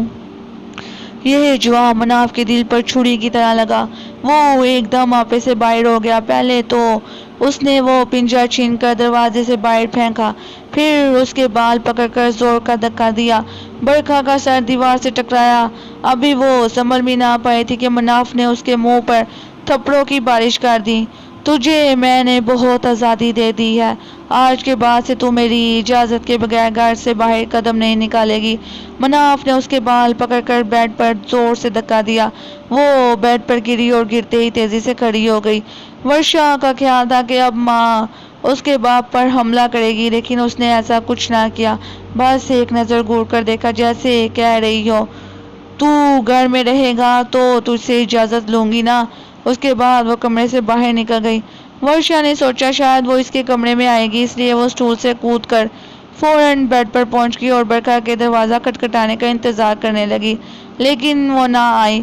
کچھ دیر بعد برابر کے کمرے سے ایک چیخ کی آواز آئی۔ یہ اس کے باپ کی آواز تھی۔ ورشا نے جلدی سے اسٹول پر چڑھ کر ادھر جھانکا تو باپ کو خون میں نہایا ہوا پایا۔ وہ اپنے باپ کو اس حالت میں دیکھ کر چکرا کر گر پڑی۔ اس کے ہوش گم ہو گئے۔ برکھا پر مناف نے آج تک ہاتھ نہیں اٹھایا تھا۔ وہ مار کھا کر خود پر قابو نہ رکھ سکی۔ کمرے سے باہر نکلی، کچھ پڑتی ہوئی کچن میں گئی۔ وہاں ایک تیز دھار والی چھری سے اپنے بازو پر جہاں بچھو بنا ہوا تھا ایک کٹ مارا۔ زخم لگاتے ہی خون ابل ابل کر بہنے لگا۔ اس نے اس خون کو چینی کے بڑے پیالے میں جمع کر لیا اور اس پیالے کو اپنے پیچھے چھپا کر کمرے میں داخل ہوئی۔ مناف کو اس پر ہاتھ اٹھانے کا افسوس ہو رہا تھا اور وہ آنکھوں پر ہاتھ رکھ کے لیٹا تھا کہ اچانک اس کے جسم میں آگ سی لگ گئی۔ وہ اپنی آنکھیں بھی نہ کھول سکا، چیخ مار کر اٹھا اور پھر فرش پر ڈھیر ہو گیا۔ خون کی بو پھیلتے ہی کونے قطروں سے بچھو نکلے اور دیکھتے ہی دیکھتے مناف کی لاش پر چھا گئے۔ برکھا نے کمرے کی لائٹ آف کر دی اور پھر لاش کے گرد بینٹ ناچ شروع کر دیا۔ جلد ہی اس کی شکل تبدیل ہو گئی، اس کی زبان ایک فٹ باہر آ چکی تھی۔ کچھ دیر کے بعد باہر سے کتے کی رونے کی آواز آئی۔ اس نے مناف کا سر اپنے ہاتھوں میں اٹھایا اور دروازے پر رکھ آئی۔ دروازے پر منتظر اس گدھے برابر کالے کتے نے اس سر کو اپنے بڑے سے منہ میں لیا اور اندھیرے میں جست لگا کر خود بھی اندھیرا ہو گیا۔ برکھا نے مناف کے باقی مائندہ جسم کو ٹین کے ایک باکس میں ڈال دیا اور پھر اس پر نشہ سا چھانے لگا۔ وہ پرسکون ہو کر سو گئی۔ ورشا کو جب ہوش آیا تو وہ اسٹول کے پاس ہی فرش پر پڑی تھی۔ کمرے میں خاصا اجالا پھیل چکا تھا۔ اس نے گھڑی کی طرف دیکھا، صبح کے 8 بج رہے تھے۔ رات کا واقعہ پوری طرح ہولناکی کے ساتھ اس کی آنکھوں میں منجمد تھا۔ وہ اپنے کمرے سے باہر نکلی۔ بیڈ روم کا دروازہ کھلا ہوا تھا۔ وہ اندر گئی تو برکھا بڑے مزے سے خراٹے بڑھ رہی تھی۔ بیڈ کے نزدیک ایک ہی ٹین کا باکس پڑا تھا، وہ اس میں بڑا سا تالا لگا ہوا تھا۔ مناف کا کہیں دور تک پتہ نہ تھا۔ ورشا کو خیال آیا کہ کہیں اس نے کوئی بھیانک خواب تو نہیں دیکھا۔ پھر اسے خیال آیا اگر وہ خواب ہوتا تو وہ اسٹول کے نزدیک فرش پر کیوں پڑی ہوتی۔ اس نے اپنی سوتی ہوئی ماں کو جھنجھوڑ دیا، ممی ممی۔ برکھا کی اچانک آنکھ کھل گئی۔ وہ فوراً اٹھ کر بیٹھ گئی اور کس قدر غصے سے بولی، کیا ہے ممی، تم نے میرے باپ کو مار دیا، تم قاتل ہو۔ بے وقوف، میں نے تو اپنے باپ کو بھی مار دیا تھا۔ وہ بڑے اطمینان سے بولی، تیرا باپ تو کوئی چیز ہی نہ تھا۔ ممی تم کس قدر۔ ورشا اپنا جملہ پورا نہ کر سکی۔ وہ کہنا چاہتی تھی، ممی تم کس قدر ذلیل کمینی ہو، مگر وہ کچھ کہہ نہ پائی۔ برکھا نے اسے اچانک کچھ ایسی نظروں سے دیکھا کہ ورشا کی زبان بند ہو کر رہ گئی۔ اس نے اپنی ماں کی آنکھوں میں آگ بھڑکتی ہوئی دیکھی۔ چند سیکنڈوں میں اس کا چہرہ کچھ سے کچھ ہو گیا۔ ورشا نے گھبرا کر اپنا منہ پھیر لیا۔ جاؤ کچن میں جا کر ناشتہ تیار کرو، مجھے بہت بھوک لگی ہے، برکھا نے حکمانہ لہجے میں کہا۔ جی اچھا ممی، ورشا نے انتہائی فرما برداری سے کہا اور سر جھکا کر کچن کی طرف چلی گئی۔ وہ پہلا اور آخری دن تھا۔ اس کے بعد سے ورشا نے اپنی ماں کے سامنے کبھی زبان نہ چلائی۔ اس دن خوب ڈٹ کر ناشتہ کرنے کے بعد برکھا نے کپڑے تبدیل کیے۔ گاڑی گھر میں موجود ہونے کے باوجود وہ باہر سے ایک ٹیکسی لے کر آئی۔ ٹیکسی والے کے ساتھ مل کر گھر کے صحن سے باکس اٹھوایا۔ ٹیکسی کی چھت پر رکھا، ورشا سے کہا تم گھر کا دروازہ بند کر لو، میں 1.5-2 گھنٹے میں واپس آتی ہوں۔ پھر وہ ٹیکسی میں بیٹھ کر چلے گئی۔ وہ اسٹیشن پہنچی، گاڑی لاہور جانے کے لیے تیار کھڑی تھی۔ اس نے لیڈیز کمپارٹمنٹ میں پہنچ کر وہ بکس کولی سے ایک برتھ کے نیچے رکھوایا اور کولی کو پیسے ادا کر کے بڑے اطمینان سے سامنے والی سیٹ پر بیٹھ گئی۔ 1-2 منٹ ڈبے کا جائزہ لیا، پھر اپنے برابر بیٹھی عورت سے مخاطب ہو کر بولی، بہن ذرا میرے بکس کا خیال رکھنا، اس میں کچھ قیمتی سامان ہے، میں ابھی ذرا اپنے شوہر کو دے کر آتی ہوں۔ پھر برکھا نے اس عورت کا جواب بھی نہ سنا اور تیزی سے کمپارٹمنٹ سے اتر گئی۔ سنگل ڈاؤن ہو گیا تھا، گارڈ سیٹی بجا کر ہرجی جھنڈی دکھا رہا تھا اور برکھا تیز قدموں سے اسٹیشن کے گیٹ کی طرف بڑھ رہی تھی۔ ادھر وہ گیٹ سے باہر نکلی، ادھر گاڑی نے اسٹیشن چھوڑ دیا۔ برکھا نے اطمینان کا سانس لیا اور ٹیکسی پکڑ کر اپنے گھر آ گئی۔ وہ عورت جس سے برکھا نے بکس کی رکھوالی کے لیے کہا تھا ملتان کی تھی۔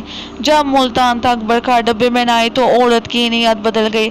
ملتان آنے پر اس نے اپنے سامان کے ساتھ وہ بکس بھی اتار لیا اور اپنے بیٹے کے ساتھ ٹانگے میں برکھا کا بکس اور اپنا سامان رکھوا کر اپنے گھر چلی گئی۔ وہ عورت بہت خوش تھی، ایک قیمتی سامان والا بکس اس کے مفت ہاتھ لگ گیا تھا۔ اس نے اپنے گھر کا دروازہ بند کر کے اپنے بیٹے سے اس بکس کا تالا توڑنے کے لیے کہا۔ بیٹے نے سیل کا بٹا مار کر 2-4 کرائی چوٹیں تالے پر ماری تو تالا ان چوٹوں کو برداشت نہ کر سکا۔ ڈھکن اٹھتے ہی اس عورت نے بکس میں جو کچھ دیکھا، اسے دیکھتے ہی وہ چکرا کر گری اور بے ہوش ہو گئی۔ بیٹا جوان تھا، بے ہوش تو نہ ہوا لیکن اس کی حالت خراب ہو گئی۔ بکس میں انسانی گوشت، خون اور ہڈیوں کا ملغوبہ پڑا تھا۔ اس نے فوراً بکس کا ڈھکن بند کر دیا اور خوب بے ہوش ماں کے منہ پر پانی کے چھنٹے مارے۔ کچھ دیر بعد اس کو ہوش آ گیا، بیٹے کی طبیعت بھی سنبھل گئی۔ بیٹا، ماں اور ماں بیٹے کو دیکھ رہی تھی، دونوں خاموش تھے۔ ان کی سمجھ میں نہیں آ رہا تھا کہ یہ بکس کیا چیز ہے۔ اگر یہ انسان ہے تو اس کا سر کہاں ہے؟ یہ جسم، گوشت، ہڈیوں، خون کا ملغوبہ کیوں ہے؟ ان دونوں نے آج تک ایسی لاش نہ دیکھی تھی۔ اب سردستے مسئلہ یہ تھا کہ اس کا کیا کیا جائے۔ ان کے گھر کا صحن کچا تھا، اس میں امرود کا درخت لگا تھا۔ طے یہ پایا کہ بکس میں موجود اس ملغوبے کو امرود کی جڑ کی زمین کھود کر بکس میں دفن کر دیا جائے، تبھی اس سے نجات ممکن تھی۔ اس طرح ڈاکا کا مناف زندگی کا سفر طے کرتے کہاں سے کہاں پہنچا، کہاں کی مٹی کہاں دفن ہوگی۔ مناف اپنی زندگی میں اس بات کا تصور بھی نہیں کر سکتا تھا کہ وہ مر کر ملتان کے ایک نیم پختہ گھر کے کچے صحن میں بغیر سر کے، بغیر کفن کے دفن ہوگا۔ لوگ اپنی زندگی میں اپنے لیے قبر کی جگہ مختص کروا لیتے ہیں، وہ جانتے بھی نہیں کہ موت کہاں آئے گی، اور مخصوص قبر تو دور کی بات، انہیں دفن کرنے کے لیے زمین بھی نصیب نہیں ہوگی یہاں ہوگی۔